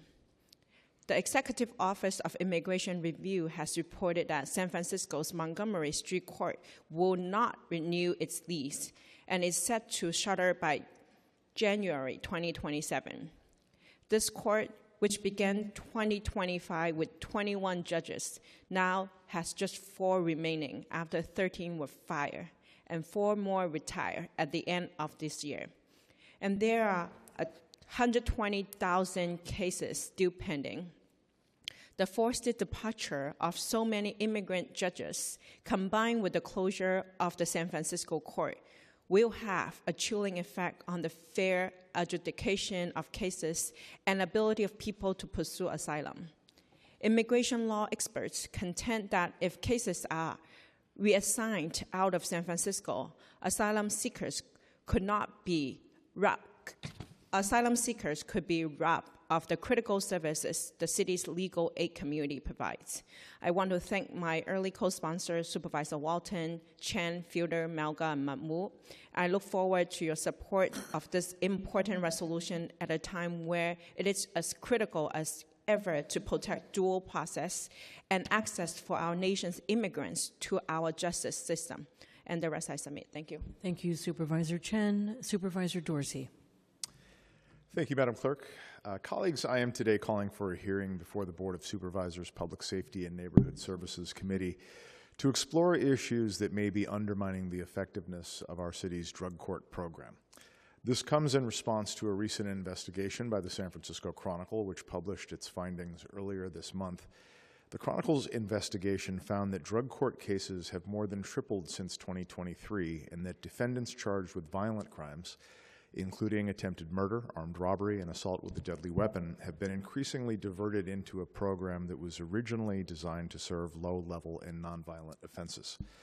The Chronicle's investigation identified other troubling issues relating to drug court, which I think merit our further exploration as lawmakers.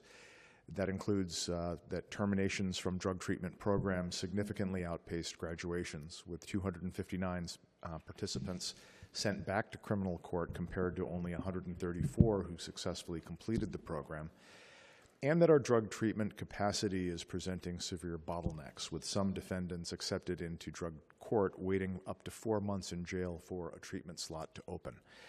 I will be inviting District Attorney Brooke Jenkins' office to present her perspective on these issues and whether she believes the scale of drug court diversions is warranted given the facts of the cases that she handles.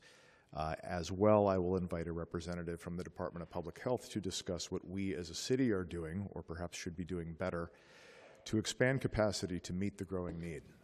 Although not directly relevant to diversion, I think it would also be helpful for us to be apprised of the non-diversionary custodial treatment and recovery options that our Sheriff's Office offers in San Francisco's jails. So I will be inviting Sheriff Paul Miyamoto or his representative to present on that as well. I have visited and interacted with participants from the Sheriff's Roads to Recovery program at San Bruno, and I think that, together with its sisters and care coordinator programs, are doing very impressive work to help those who are just involved get on the other side of their addictions. And finally, while we can't compel anyone from San Francisco Superior Court to attend, I will certainly invite the presiding judge or her representative to offer their perspective if they would like. As someone in recovery from addiction myself, I yield to no one in the strength of my belief in the life-changing and even life-saving possibilities of drug treatment and recovery. I am, however, unaware of any recovery tradition for which accountability and taking responsibility aren't foundational elements. Drug court diversion is not and should not be a get-out-of-jail-free card. Still, done right, it's perhaps the best and most important intervention we could offer in many circumstances, and that may well include circumstances for violent offenders. A recently published 2025 review by researchers at the other USF, the University of Southern Florida, entitled Drug Court for Violent Offenders, a review of recidivism outcomes, found that some drug courts can be effective in reducing recidivism for both violent and nonviolent offenders. Some of the studies analyzed found no significant differences in recidivism rate between violent and nonviolent offenders.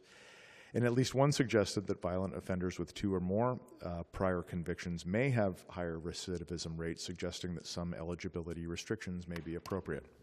My office will be reaching out to the researchers of that paper to invite their perspective for this hearing as well. I do want to thank the San Francisco Chronicle and its lead journalist for their enterprise reporting on that investigation, David Hernandez. I also want to thank those from the District Attorney's Office, the Sheriff's Office, the Department of Public Health, and recovery community members with whom I have spoken about this hearing. I very much look forward to hearing their perspectives. Whatever disagreements we may have from time to time on drug policy, I'm sure we all agree that San Franciscans deserve a drug court that works and that succeeds simultaneously in protecting public safety and providing the help all justice-involved people deserve to seek and maintain their recovery from addiction. And the rest I submit. Thank you, Supervisor Dorsey. Supervisor Fielder. Submit. Submit. Thank you so much. Supervisor Mahmoud. Thank you, Madam Clerk and colleagues. Ever since it was first surveyed by Jasper O'Farrell in 1847, Market Street has been an integral part of getting around San Francisco. Hundreds of thousands of commuters a day use this corridor, whether underground, on Muni Metro, or BART, or up on the surface, where buses, streetcars, bikes, scooters, and taxis all vie for space. But it's more than just the backbone of the city's transportation network. It's the soul of the Bay Area. Whether it's the Pride Parade, a Warriors Championship celebration, or a protest for our rights, Market Street is the backdrop of our region's most powerful moments. It's also long been a commercial engine of the city, with offices downtown, landmark retail near Union Square, and arts and culture in the mid-market area. All of this is why I'm calling today for a hearing on the city's vision of Market Street. This corridor has been at the center of civic conversations for decades, including the Better Market Street plan that began under Mayor Newsom and culminated in most of Market Street east of Van Ness going car-free in 2020. Since private traffic has been removed from the corridor, injury collisions are down 40%, and bikes and buses move smoothly and on time. Even with this success, the financial climate in the city has meant a major scaling back of the infrastructure planned for Market Street, with what was to be a transformative project featuring separated bicycle lanes reduced to a minor set of maintenance changes and accessibility improvements. Instead of a future focused on transit and bikes, two major events point towards a different direction on Market Street. Recently, as part of MuniCuts, the 6 was pulled off of Market Street entirely, and the 5 and 9 buses no longer run the length of Market Street when their rapid counterparts are running. Additionally, the mayoral administration opened up Market Street to Waymo vehicles and certain other rideshare vehicles for pickups and drop-offs. We've heard in our community and our district concerns regarding this decision from residents who note this was done without approval from the SFMTA board or this board. For many constituents who rely on Market Street for transit, this opaque shift has raised concerns for the future of the corridor.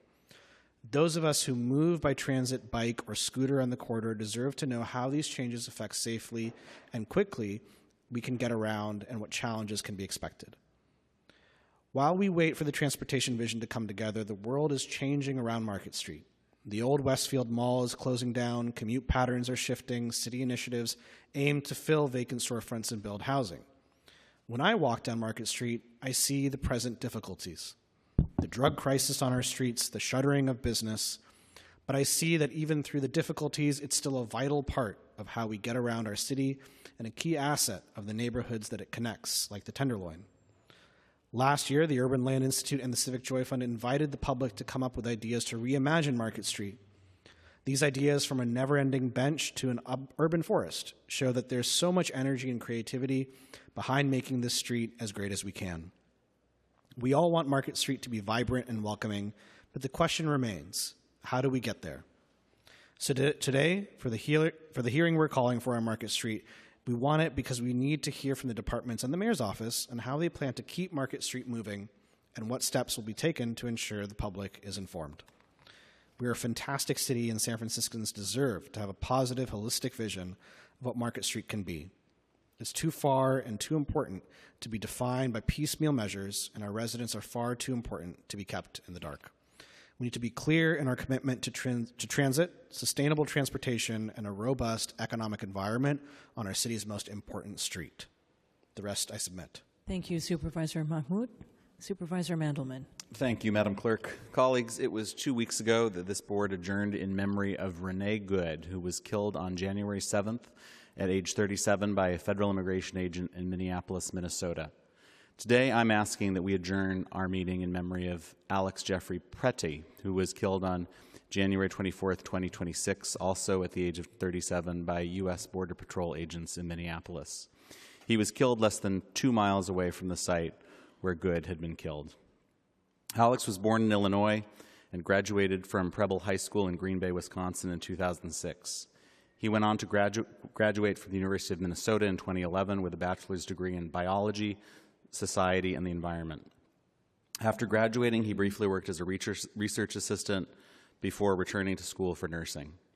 At the time of his death, he was an ICU nurse at the Minneapolis Veterans Affairs Medical Center. Friends, colleagues, and patients have remembered him as an excellent nurse who loved being able to help people. His family has described him as a kind-hearted soul who cared deeply about his family and friends and the American veterans he cared for. In his free time, Alex loved mountain biking and spending time with his dog, Jewel. Alex is survived by his parents, Michael and Susan. The city and county of San Francisco mourns the loss of Alex Preddy and extends our deepest condolences to his family, his loved ones, and the city of Minneapolis. Rest in peace and power, Alex Preddy. May your memory be a blessing. And colleagues, as we did for Renee Good, I would ask that we do this on behalf of the full board. And so we will have that on behalf of the full board. Thank you, And the rest I submit. Thank you, Mr. President. Supervisor Melgar. Thank you, Madam Clerk. Colleagues, today I am introducing the Clean Streets and Fair Wages Act.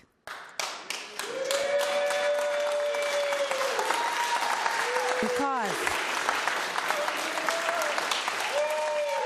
hold your applause, everyone.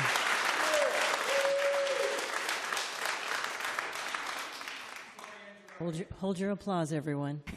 Please, thank you. Because something in our current system is not working, and San Franciscans know it.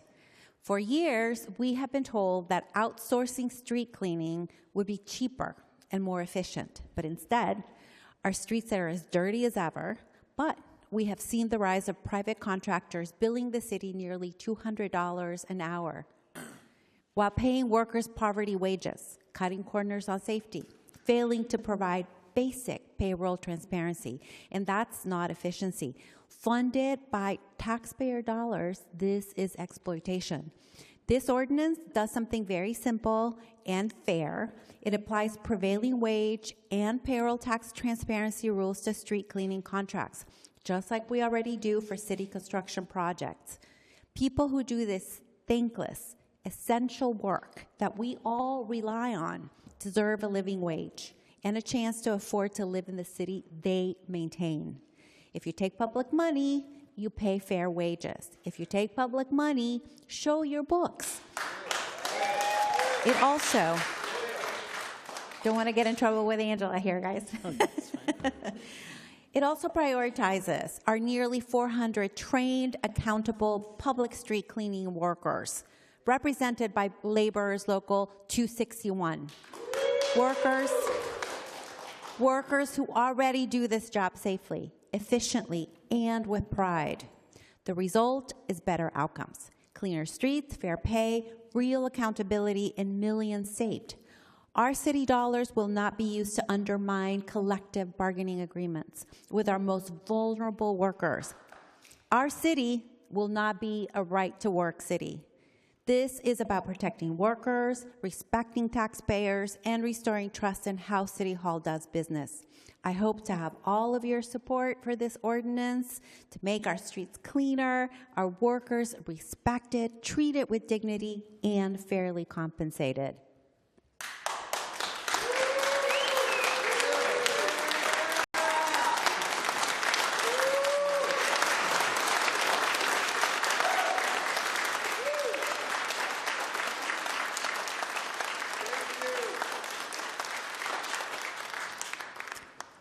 Thank you. Thank you, Madam Clerk. Today also, along with Supervisors Chen, Chan, Fielder, and Wong, I am introducing a resolution calling on the governor and state legislature to fully invest in our public education system. While the governor's proposed budget is promising, we need long-term financial stability to ensure that we do not come back to this crisis situation time and time again.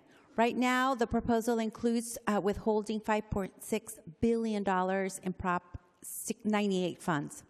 Across California, there are at least 18 educator unions who are at an impasse with their respective school districts over contract negotiations, including our own here in San Francisco, UESF.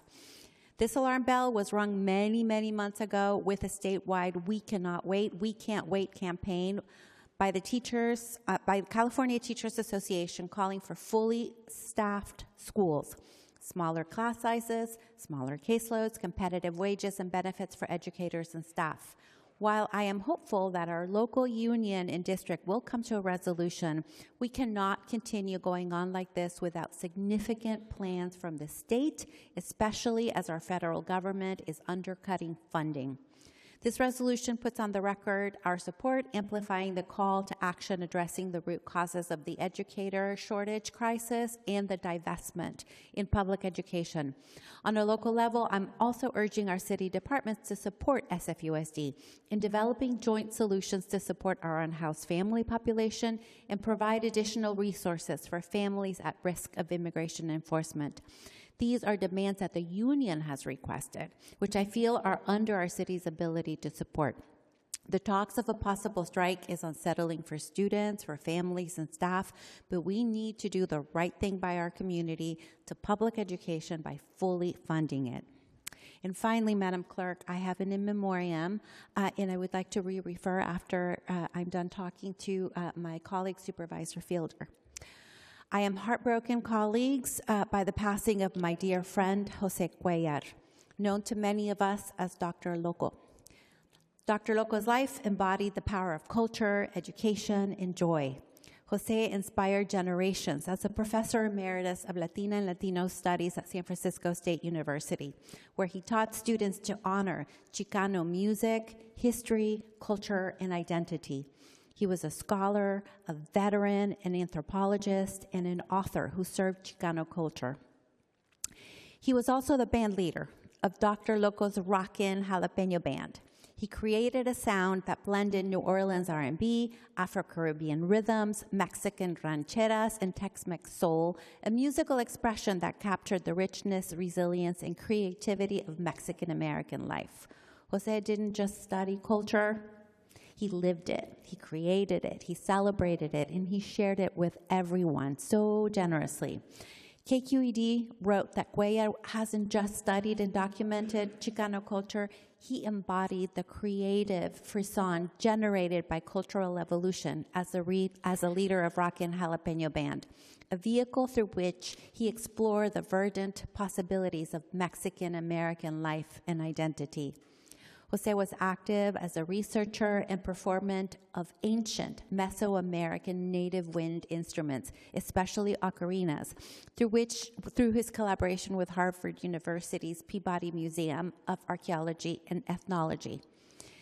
They needed to be heard, David Carrasco described Cuellar as an anthropologist and musician who sought to breathe life into instruments by playing them again, centuries after silence.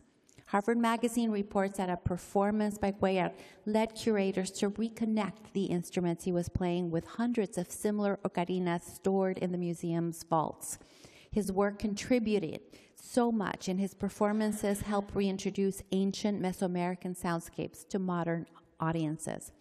His legacy lives on in the classrooms he shaped, the stages he energized, the countless lives he touched through his generosity of spirit. My heart goes out to his widow, Stacy Power Cuellar, his daughter Ichel, and the thousands of students and music lovers that had the pleasure of knowing Dr. Loco.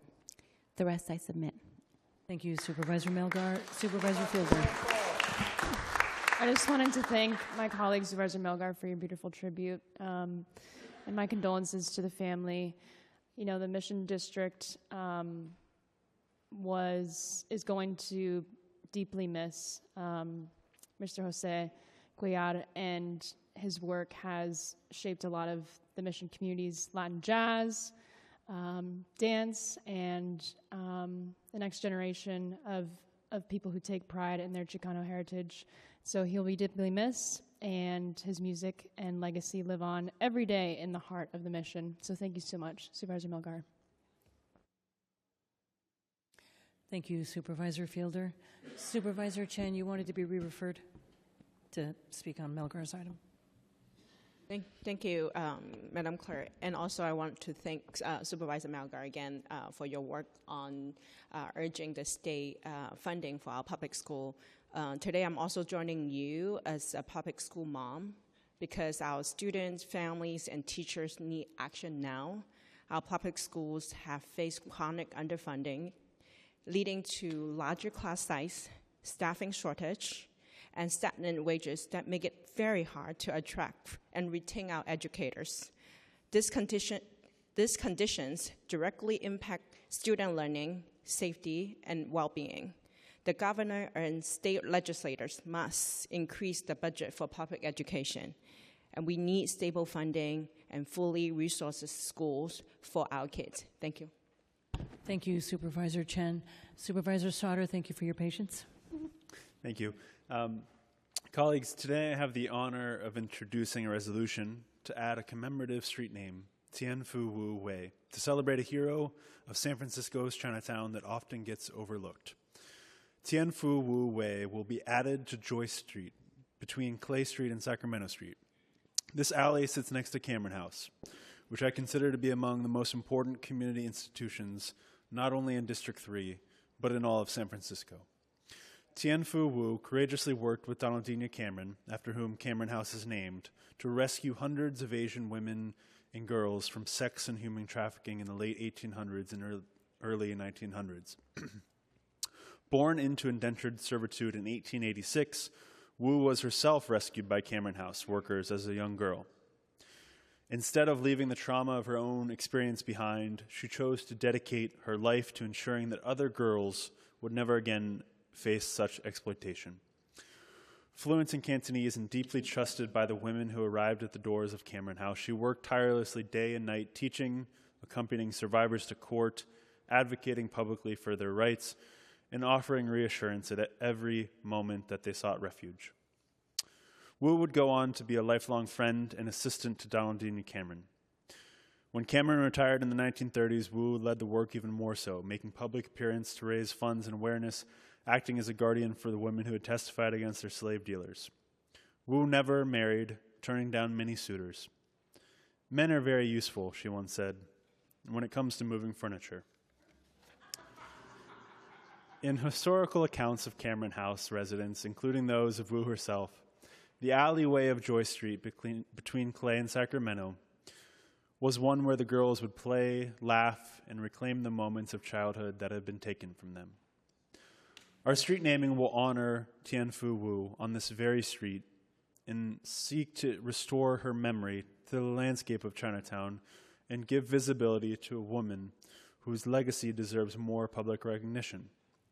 I want to thank the incredible team at Cameron House for bringing this idea to my office, particularly Liani Ma and their CEO, Scott Lan. Thank you as well to the Department of Public Works for their support on this, and to Michelle Andrews in my office for preparing this resolution. And the rest I submit. Thank you, Supervisor Sauter. Mr. President, seeing no names on the roster, that concludes the introduction of new business. Let's go to public comment. All right, if you are here to provide general public comment, you obviously know what to do. Line up on the right-hand side of the chamber. We are setting the timer for 2 minutes, and you may speak 2 minutes as presented. Items 29 through 58 on the adoption without committee reference calendar, and other general matters that are not on the board agenda. All right. Welcome to our first speaker. You have 2 minutes. Go. I gotta go. Number 6, I like your new reading glasses. It makes you look more like Kara in the 1967 Jungle Book. Number 7, forget it. Okay, this is my last in English ever. So, since it's now absolutely plain to test, hear, touch, smell, see that absolute incompetence, mistakenly, mechanically called AI, is now in full gloom. That since you never listened to me explaining you ought not to get there in this trap by focusing on beauty emotionally in order to be happy, therefore justify your reason for being. Now, I'm going to take care of my country. So next time, I'll speak only in French. No translation. You don't deserve translation. Now you can do the job. At least, maybe you're going to raise your level. Since the future is French, you have to understand something. It's all connected to the French Revolution. Indeed, biggest mistake in history to cut the head of the King Louis XVI. It was already clearly a coup.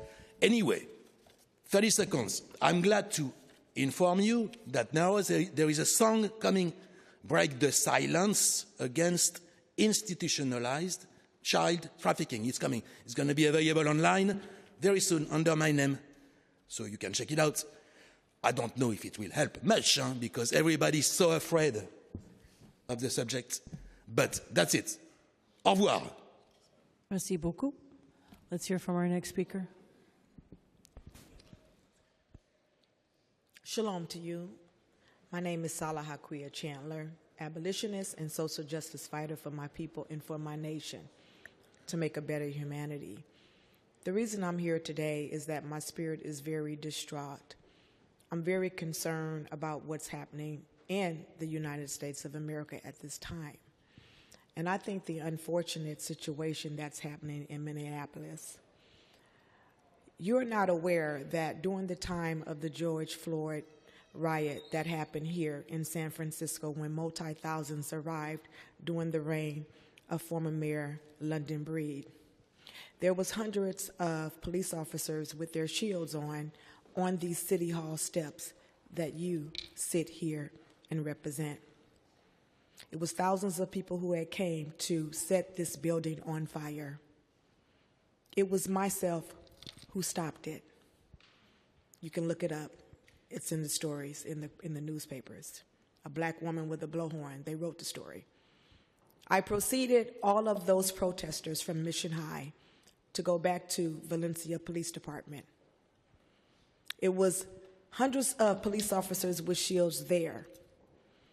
There was a Caucasian girl dressed in black with a backpack on her back who tried to jump over the barrier gates at the Valencia Police Department that was getting ready to start a riot where these officers would have to shoot these protesters. How I stopped thousands from being shot in San Francisco and this building from being set on fire. I say it to every one of those protesters, every one of you who feel that you are the chosen ones, I need you to get in position right now. And I need you to escort all of these protesters out of here. And everyone who heard my voice, they assisted me of getting thousands of people to avoid burning San Francisco down. Ms. Hakuya Chandler, thank you for your comments. Thank you. We'll hear from our next speaker now, Ms. Chandler.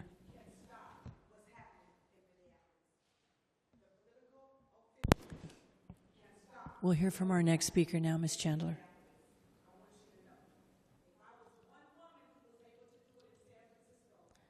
Ms. Chandler, thank you for your comments. Next speaker, welcome. Good afternoon, President, Supervisors. Thank you for your time. My name is Ben, and I live here in San Francisco in District 5, just down the street. And I'm the CEO of a local public safety technology company called Hyper, AI that handles non-emergency 911 and 311 calls. I'm here because San Francisco faces a structural problem, not a personnel problem. We have more calls than humans can realistically answer fast enough. Every day, thousands of calls come into 911 and 311 in the city, but a large share of those calls are not life-threatening emergencies. They're service requests, questions, accidental dials, or situations that don't require immediate dispatch, yet they still take up time, and the same phone lines where highly trained staff could be answering people who need help with heart attacks or violent emergencies. So the result is predictable: longer wait times, dispatcher burnout, residents losing trust in the system. Hiring helps, but training takes months. Staffing alone cannot keep up. So today, technology like voice AI can act as a first layer for non-emergency calls, instantly answering, gathering information, escalating to humans when needed. It means no more hold times for routine calls. Call takers can be freed up for real emergencies, less overtime and operational strain, and better performance for the staff we already have. This is exactly what my company, Hyper, and others are working on in the city. And we're already partnering with major public agencies like San Diego and Toronto. We are prepared to offer a free pilot to prove the capabilities of these types of technologies, because this isn't about replacing dispatchers, it's about protecting their time and the moments that really matter, because this technology can reduce wait times, overtime costs, and save money, but more importantly, it can save lives. Thank you. Thank you for your comments. Welcome to our next speaker. Hello, my name is Barbara Bella, and I'm a longtime resident of San Francisco. And I'm here today to talk about the biggest little illegally dumped item in San Francisco, the plastic cigarette butt. If you have children, or if any of your constituents have children, I want you to really take a look at this. Many people think it's cotton. It's not. It's cellulose acetate. It's a form of plastic. And just this one little cigarette butt, besides being incredibly stinky, will break down into up to 15,000 microplastic fibers. Those microplastics do not decompose or disappear. They end up in our sidewalks, our parks, our beaches, our waterways. They enter the food we eat, the water we drink, the air we breathe. Children, pets, wildlife are exposed to this toxic waste every single day. Cigarettes filters are consistently the most common form of litter in San Francisco, making up to 50% of observed litter. They don't biodegrade, they fragment, and they leach toxic chemicals like nicotine, arsenic, and lead. But let's be clear, this is not a filter. These filters do not protect human health. The Surgeon General has reported they provide no health benefit and may even contribute to a more aggressive form of lung cancer. The term filter itself is nothing more than a marketing gimmick from big tobacco that we've known about since the 1960s. That's why today we are submitting a letter to each of you, Vince, Ewan, and I, that is a request for an amendment to the San Francisco Health Code 19Q to prohibit the sale of partially inconsumable tobacco products, plastic cigarette filters. This is not about regulating behavior. This is about regulating toxic product like lead. San Francisco already regulates lead in paint, water, toys, consumer products because it's toxic and persistent in the environment. Plastic cigarette filters deserve the same treatment. This is about holding manufacturers accountable, not retailers. Thank you for your comments. Supervisors and one for the clerk. May I leave it here? Yeah, if you could please place it over to the side and we'll have somebody come get it. I don't know where the voice is coming from. Oh, yeah. Just go ahead and put it right there. We will come get it. Thank you. Thank you. Next speaker, please. And I'm Vince Ewan. I founded and lead Refuse, a volunteer group cleaning up litter in San Francisco, and everyone is always shocked at how many cigarette butts they picked up. This was 6 volunteers in an hour right outside City Hall today, and if you multiply that by all the blocks around the city, you can see what we're dealing with. And again, like Barbara said, these are made out of plastic. It's the #1 littered single-use plastic item in the world, and in San Francisco as well. About 35% by count is cigarettes. If you pick up 100 pieces of trash, very consistently 35 of those will be cigarette butts. We've banned plastic bags in grocery stores, and that's a drop in the ocean compared to this plastic litter solution. So we know we can do it. And I know all of you supervisors have been longtime supporters of the cleanups. I have seen all of you out at the cleanups individually, and I hope you'll continue to support this. And so I know you guys know how many cigarette butts are out there. And if we're talking about clean and safe streets and protecting our frontline workers, these are toxic plastic products that we're making our frontline workers pick up every single day, affecting their health, and in addition to our environment and all the other people in the community that live here. And there's a pathway. Santa Cruz County and Santa Cruz and Capitola have already figured out a pathway. The Board of Supervisors unanimously passed the bill to ban the sale of these plastic cigarette butts. It will go into effect in 2027. They have the playbook for it, and I know that San Francisco can do it as well. We're leaders in the environment, so at least we're supposed to be, so hopefully we can continue that tradition, and hopefully we'll have the support of the supervisors here that we, as San Francisco, can unanimously ban the sale of these in our city. Thank you. Thank you for your comments. Next speaker. I won't leave these for you. Thank you. Hi, my name is Richard Johnson, and I'm here today to talk about the Hayes Street closure.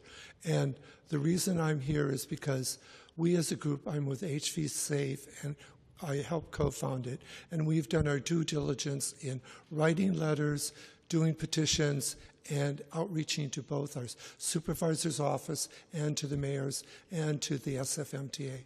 To this date, it's been 2 years of a permit where there's been 59 weeks of violations, and we have brought this to the attention of the SFMTA board on several occasions, consistently advocate that they do their job of enforcing the permits.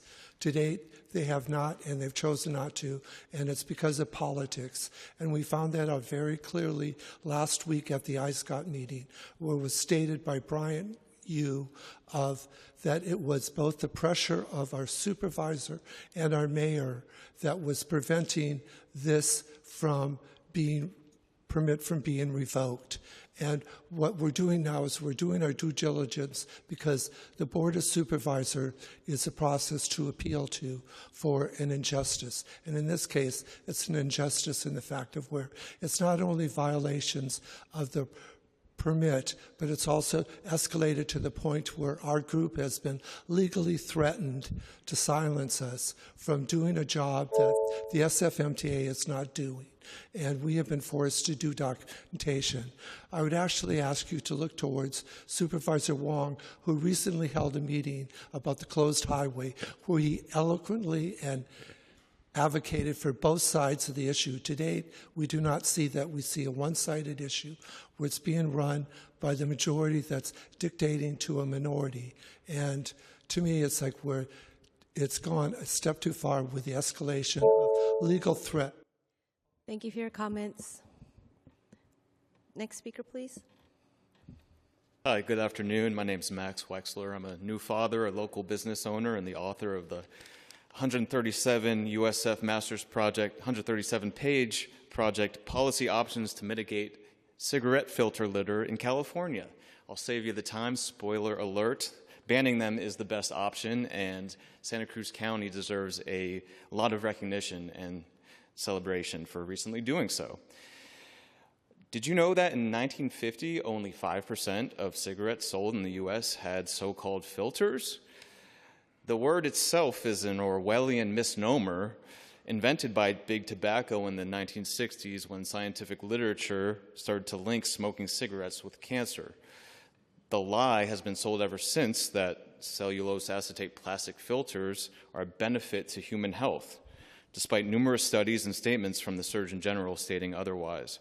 That's how you know you're really in trouble, when the right language doesn't exist to label a problem because the message has been controlled by the perpetrators. I'd like to take a moment to let that sink in, but I'm on the clock, so for now, let's just call them butts. So allow me to provide you with some butt facts. A 2014 San Francisco litter audit found that cigarette butts comprise 53% of all observed litter in the city, measured by quantity, not weight or volume. I was going to provide some public works street sweeping data, and it was great that they were here. We're for clean streets. You know, we want to make their jobs easier. What street sweeping is capturing is just a fraction of the butts. I mean, some more recent data is I just picked up 178 butts like an hour ago. It only took me a half hour, and that was with a bunch of other people doing the same thing. So what makes this problem so difficult is that it is both so minuscule and so enormous at the same time. Hashtag no filter. Thank you. Thank you for your comments. Next speaker. Before I speak, someone left their laptop. I just want to make sure they...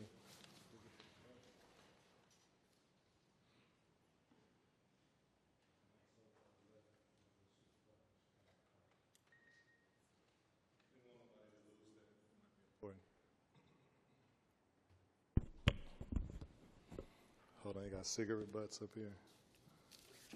Oh, sorry. It's hard to get at. I'm allergic to cigarettes.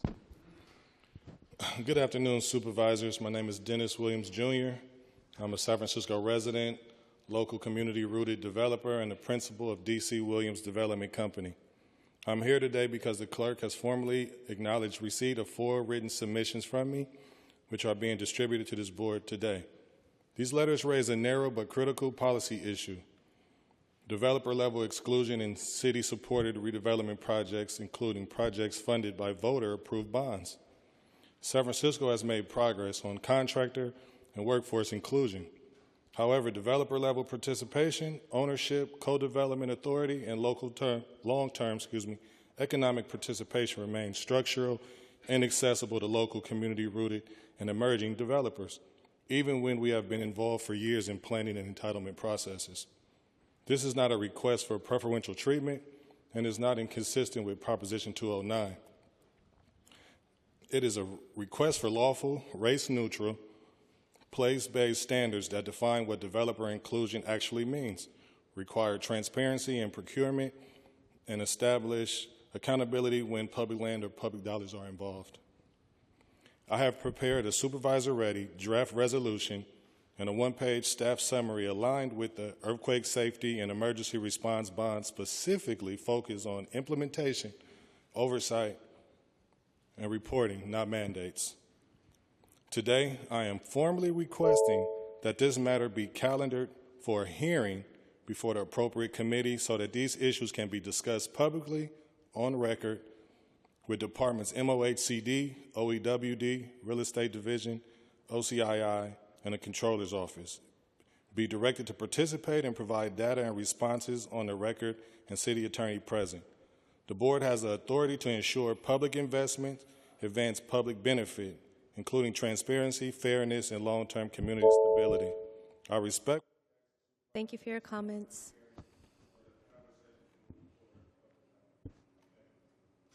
Next speaker, please. Good afternoon, Board of Supervisors. Sorry I haven't been here in a while. I was in the Amazon rainforest for a few months. Good to be back, see your faces. I don't want to call the kettle black. I'm not a perfect person. I've made a lot of poor decisions in my life, you could say. I learned the hard way for a living. All I know is making mistakes. And I got to say, I feel like a saint standing here in front of this board. I don't want to come here today, yell at you guys, use bad language or anything like that. So I'll just say this. You don't just represent all the San Franciscans that are alive today. You represent every San Franciscan that came before you, the generations of Americans of all races and religions who poured out their blood, sweat, and tears building our great, beautiful city. And so far, you guys have done a great job of screwing that up. Walking around downtown today, once again, I saw numerous people utilizing fentanyl next to the playground. Fentanyl is not family friendly. It's a form of chemical warfare on the American people. 5,000 San Franciscans of all races and religions have died from fentanyl between the years 2019 and 2026, including many of my family and friends.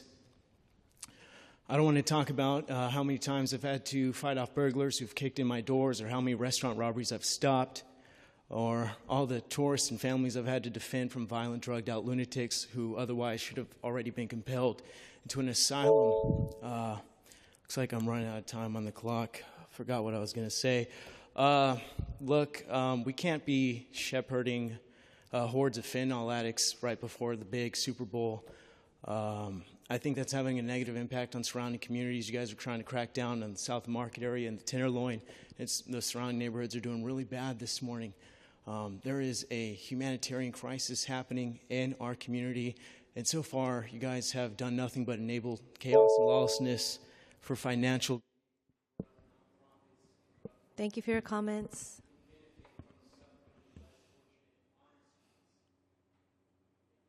Thank you. Next speaker.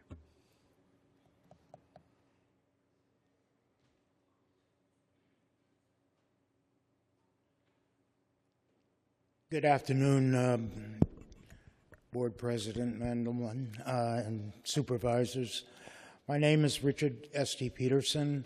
I just wanted to comment a little about taxation without representation, which I think 250 years we fought a war about, and it's happening now. And right now, I would like to see that the Muni be funded, but not doubly funded. Apparently, there is a state proposition that is to fund Muni with a substantial amount of money, and there is a city proposition to fund Muni through parcel taxes. I believe in parcel taxes. I've got parcels. I'll pay my parcel tax. And but the interesting thing that occurred today is when I was taking Muni, the streetcar, I went down to pick up down to Patrick's further down, and three men dressed in black clothing and with black jackets and a black hat boarded the train, and they had been talking amongst themselves for a while, and those men then proceeded to virtually terrorize many of the passengers who simply boarded the trains without showing or without clicking on the entry. And they said that they were a new enforcement program. They have black jackets with a badge on the jacket, and that's simply all that they have. And they said that they're going to continue to enforce it by ticketing people. But you've got to figure out that most of the people that board the Muni aren't paying. So you got to figure out a way to embarrass them to pay. Maybe a ka-ching for a payment. Thank you for your comments. Next speaker.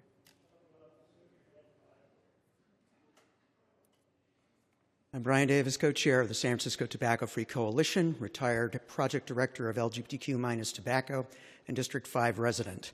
San Francisco has been a leader in the fight against big tobacco as the first to stop all tobacco sales in pharmacies, the first major city to end the sale of all non-FDA approved vapes, and one of the first to end flavored tobacco sales. But lately, the city has been losing its edge. Over 50 Bay Area cities protect their bar workers and patrons from deadly secondhand smoke by requiring all bar patios to be smoke-free. That is a loophole that is long overdue to be closed. Tiburon and Ross have ended the sale of all tobacco products, the primary goal of the California Department of Public Health. But if you're not ready for that yet, Santa Cruz City and County and Capitola have voted to stop the sale of so-called filtered cigarettes and cigars. That law won't take effect until next January, so San Francisco has the opportunity to be the first to pass and enact an ordinance stopping so-called filter sales.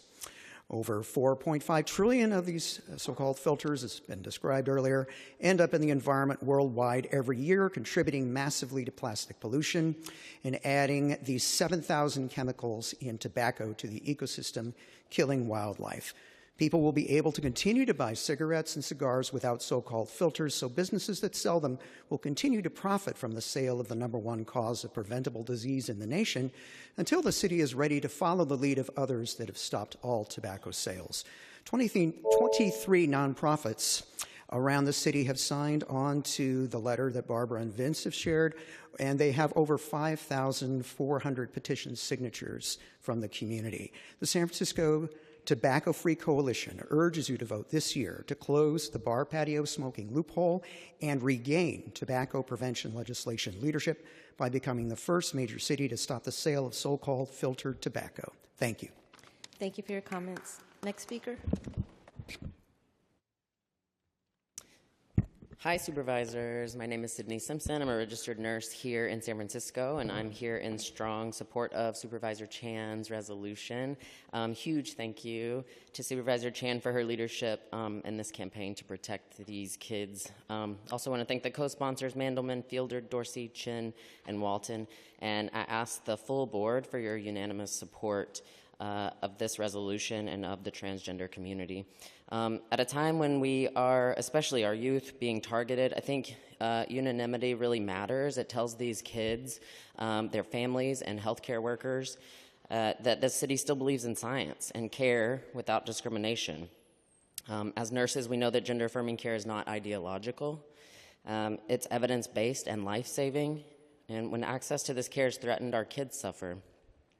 This resolution is especially significant given that roughly 35,000 city workers and their families receive health care through Kaiser under a major city contract. San Francisco has a moral obligation to ensure that contracted healthcare systems provide care that aligns with medical science and this city's stated values. I would also note respectfully that while this board has shown consistent leadership on this issue, there is plenty of room for stronger and clearer support from the mayor's office. I hope this resolution helps encourage that alignment. Through this organizing, we have proven that when community members and leaders speak with one voice, healthcare systems can listen. So again, thank you to Supervisor Chan, the board, for standing up for evidence-based care, and I look forward to celebrating with you all the passing of this reso next week. Thank you. Thank you for your comments. Let's hear from our next speaker, please. Welcome. Hello. Thank you all for being here. My name is Callista Stone, and I'm a senior at the Bay School of San Francisco. I care deeply about the issue of homelessness. Growing up in San Francisco in District 8, I've seen it on nearly every street corner, and it saddens me that more than 8,000 of my fellow San Franciscans don't have a safe place to go home at night, particularly on cold and rainy nights like tonight. San Francisco has one of the highest rates of homelessness per capita of any city in the United States, and it's the responsibility of local government to create effective programs and safe shelter options to support our fellow San Franciscans. Currently, there's a focus on relocating unhoused people out of residential areas, often prioritizing the appearance of a cleaner city over the needs of the most vulnerable members of our society. So I wanted to come here today as a young person and as a San Franciscan to urge you all to continue working towards new and innovative solutions. Thank you. Thank you for your comments. Welcome to the next speaker. Hello, my name is Arnie Johnson. I represent Rainbow Families Action, a large group of families and allies of transgender kids and non-binary kids. I want to first thank Supervisor Chen for bringing this to the board, and also Supervisors Mandelman, Fielder, Dorsey, Chen, and Walton for co-sponsoring. This is a long resolution, and it's a long resolution because the federal government is strangely obsessed with my children. It should be a simple question. The big question here is, can the federal government, can an authoritarian government tell us how to take care of our children in San Francisco? In San Francisco, we live by different values. They're powerful values and they're strong. We take care of our children. We take care of our LGBTQ community. And I know that this is something that all of us agree on here, and that we don't need anybody from a terrible government telling us what to do. I would say with this health care, we are always asking to ourselves, what is it that we want to give to our children? We all want the ability to give our children care of any kind that a doctor says that we should get. Do we want the federal government getting between us and doctors? No, we do not want that. San Francisco has fought too long and too hard for everyone to have health care and to be a bastion of LGBTQ rights to allow a few corporate leaders to decide which children are thrown out of care. There are hospitals considering this right now.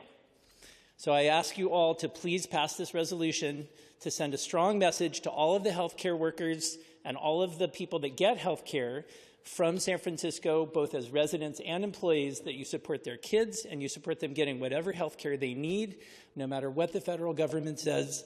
Hospitals have to provide this care. It is the law in California. It is no law that prevents them from providing this care. Thank you. Thank you for your comments. Welcome to our next speaker. Good afternoon, Board of Supervisors. My name is Rosario Cervantes, and I'm here on agenda item number 29 on condemning ICE for loss of life, urging accountability measures and corrective action to prevent further loss of life, and reaffirming commitment to sanctuary city. We live in the land of, immigrants, and we are a sanctuary city. And I support the sponsors, thank the sponsors, Chen, Walton, Fielder, Mahmood, Chan, and Melgar, and urge all to vote yes on it. And I also heard the new business, Supervisor Chen protecting the transgender community, Supervisor Chen on the keeping immigration open after 2027, and then Myrna Melgar's increase the budget for, public education. So I hope you can support that. Thank you so much. Thank you for your comments. Welcome to our next speaker.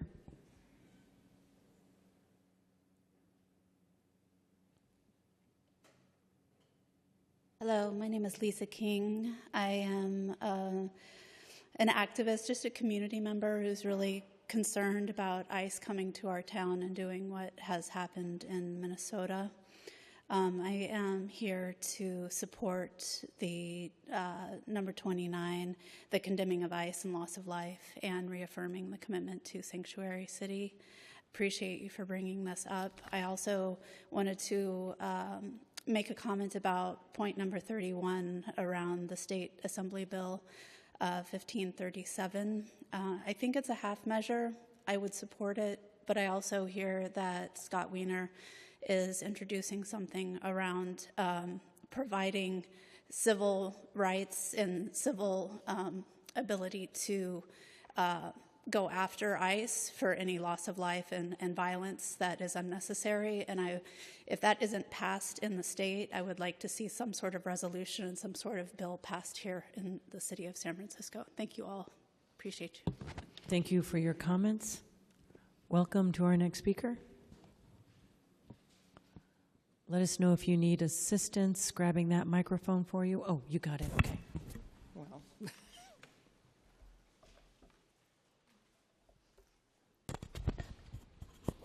this doesn't count as my time. Okay, good afternoon, supervisors. My name's Carol Brownson. I'm a longtime resident of San Francisco, and I'm here today to talk about a planning code, something or other, permitted parking in driveways, a report that's coming to you next week, I understand. And when we arrived in our neighborhood, there were 3 Victorians, side by side, much the same, with front gardens, small front gardens. It was essence of San Francisco. But many of those front gardens, two of the 3 of those front gardens disappeared pretty quickly. And what was left was a trackway into what was apparently a garage that was not permeable by water. So a lot of water went out into the sewers from those 2. And of course, cuts in the curb, which privatized public parking. Now, there are here some complex rules that I have tried to read that will need to be enforced in order to allow this parking of vehicles in the driveway into what is apparently a garage. Now, enforcing these complex rules should be interesting. You know those stop signs? Very few drivers actually stop at them, but the rules are very clear. They're very simple. Stop. But I don't see them being enforced. So those aren't enforced, but this is all going to be enforced, right?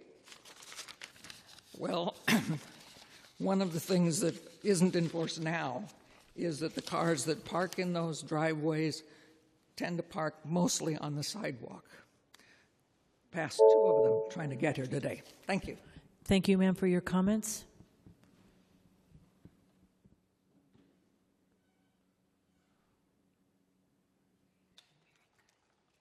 Welcome to the next speaker. Thank you, and if that overhead could be used. Hi, my name is Paul Wormer, and I'm commenting on the same issue that it doesn't really show up very well. Let's see if that does better. Nope. Okay. So walking down here, past on Buchanan, a block, and on that block there are 2 cars projecting out on the sidewalk. That was a very unusual block because that sidewalk is wide enough that Carol could get by them with no problem. It's a wide, flat sidewalk. It's not sloped. It doesn't drop off steeply on either side. That's unusual. It's not enforced. Yesterday, I was walking somewhere and was watching an interesting ballet at an intersection. Traffic light, garage. Car stopped at the intersection, waiting for another car to come back out of the garage. Meanwhile, the light's changing, traffic is coming, cars are going around, cars are coming down the hill, and this is on a relatively low traffic cross street where people are rushing to get through that intersection. When you set up a situation where people back out onto the street and wait and block traffic, you create frustrated drivers. That's a safety hazard. If you do that on streets where there are bus lines, that delays the buses. That increases the operating cost for Muni. That makes people frustrated with Muni because they're delayed. So I understand that this legislation solves some very real problems. But absent enforcement and absent of thinking about how this plays out at certain intersections is making things worse for other people. Thank you. Thank you, Paul Warmer, for your comments. Welcome.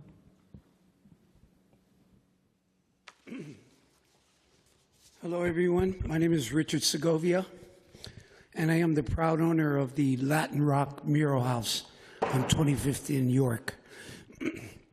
I was approached with a beautiful certificate of honor from the supervisors for all the work and everything that I've done.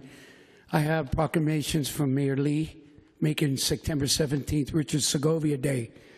So what I like to see happen is to move forward to make my house a landmark.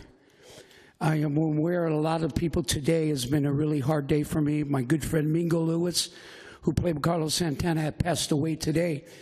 And Chewy from KPFA Radio, from KCSM Radio came over the house, and yes, we are going to put Dr. Loco on my house this year. I have over 180 people on my home. You have to remember one thing. Latin rock music was created in San Francisco's Mission District, just like Motown and Detroit. So I feel that my home should be protected by the city. And the state, they gave me the funding to get this mural done. We have to make this part of San Francisco's history. Latin rock music is in my veins. I've been a professional musician for 57 years. I played the opportunity to sit in with Santana, to play with Eddie Money, to work with the Doobie Brothers and some of the greatest musicians like Greg Allman all over the world. So I ask you and I plead with you, let's make Casa Bandido the house of Latin rock and be proud to be a part of San Francisco's Mission history. My mother was born in the Mission District in 1919. So I ask you, please, as I talk to Ms. Fielder about this, let's make my house a part of San Francisco's history. I want to thank you for your time. God bless you and take care. Thank you for your comments. Welcome to the next speaker. Call me Jackie. Bye-bye. Board of Supervisors and Mayor Office of San Francisco. The title of this is Auditioning Call for National Anthem of Lady Gaga. 2 years ago, while working in the Florida Six Flags, I mastered and acclimated the platform to speak on behalf of seals, butterflies, penguins, and finally the beast, dolphin sage. Today, I'm going to take full advantage of the acoustics of this chamber to record an auditioning call for the national anthem. I'll submit it to the San Francisco 49ers. I'm not going to make it to the Super Bowl, but it's a process, and hopefully Lady Gaga will join me on stage, and anybody with public office will join me. And it goes like this. Oh, say, can't you see by the dawn's early light what so proudly we hailed at the twilight's last gleaming, whose broad stripes and bright stars through the pearliest fight.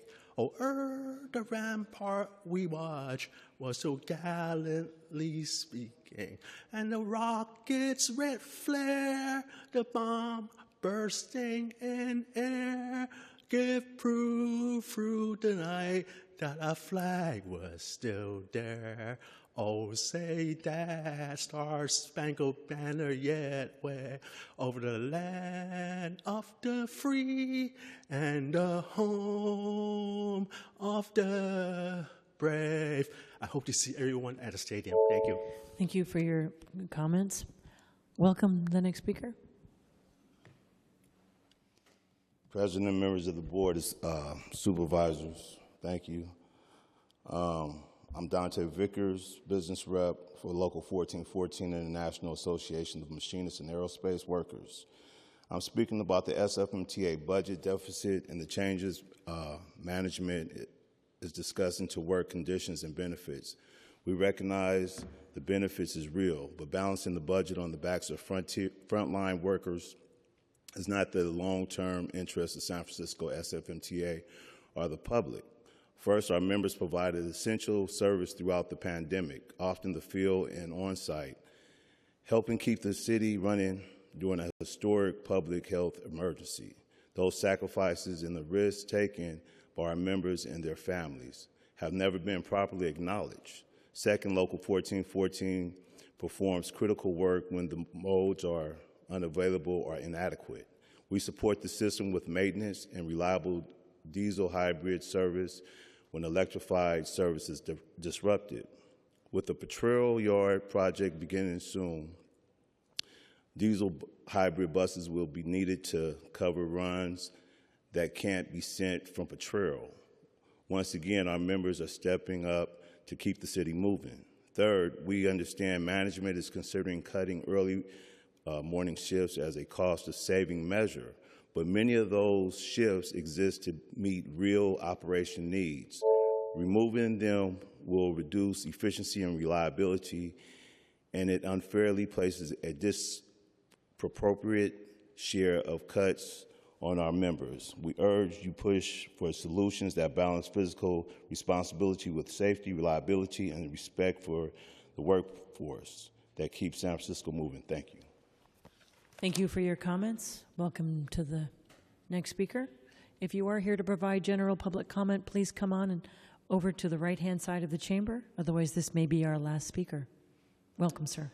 Supervisors, my name is Scott Feeney. I'm a San Francisco resident, and I'm here to talk about housing, and particularly a very misguided op-ed that was published today by a UC Berkeley professor who suggested that lowering San Francisco's real estate transfer tax would increase housing production.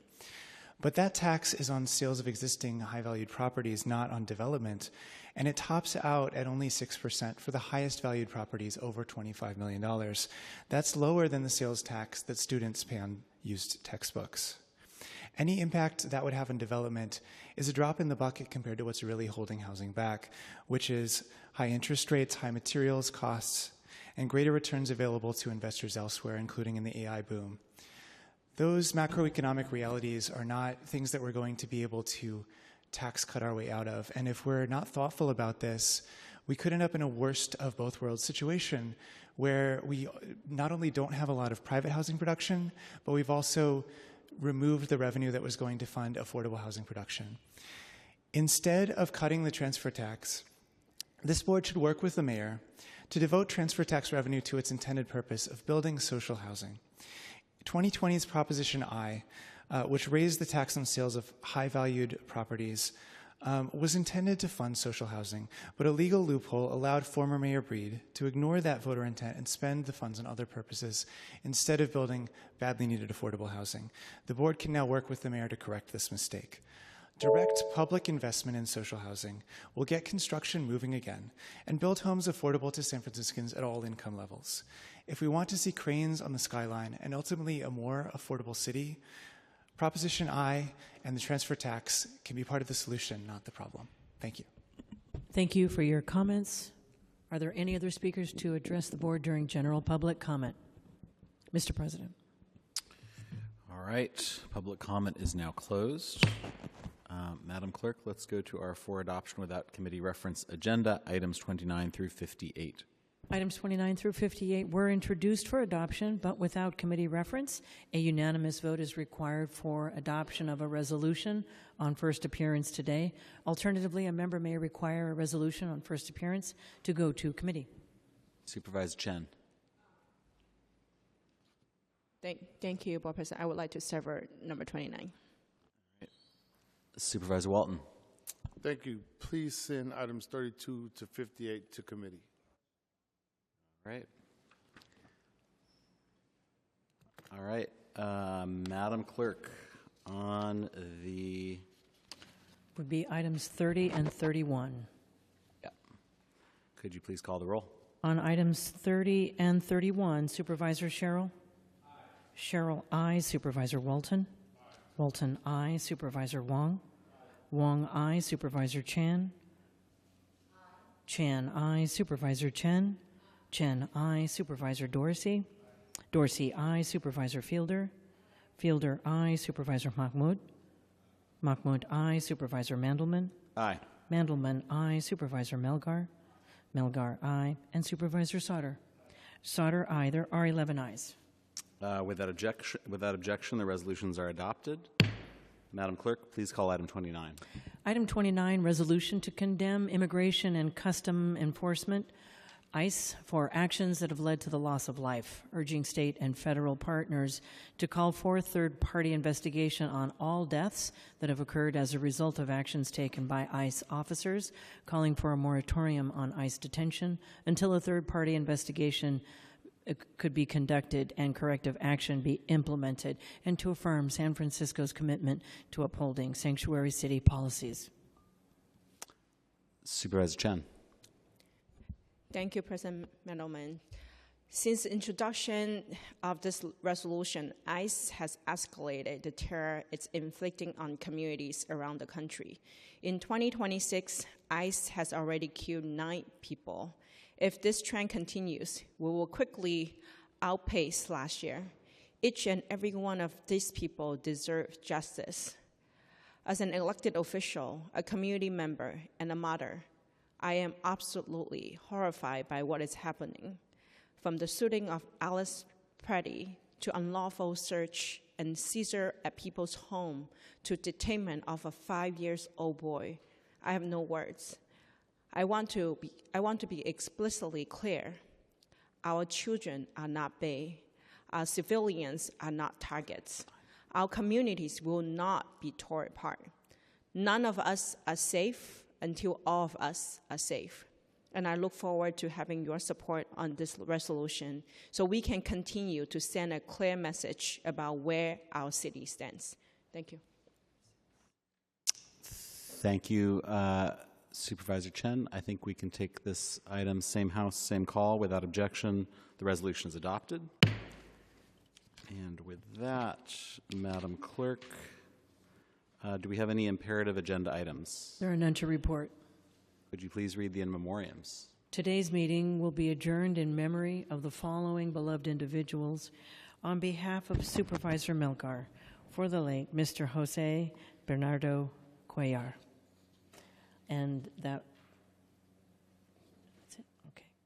On behalf of Supervisor Sherrill, for the late Miss Chu Chang Yao Hoon. On behalf of Supervisor Walton, for the late Miss Ruth Verlin Davis. On behalf of Supervisor Mandelman, and on behalf of the entire Board of Supervisors at the President's request, for Mr. Alex Jeffrey Preti. All right. I think that brings us to the end of our agenda, Madam Clerk. Do we have any further business before us today? That concludes our business for today. Thank you, Madam Clerk. We are adjourned.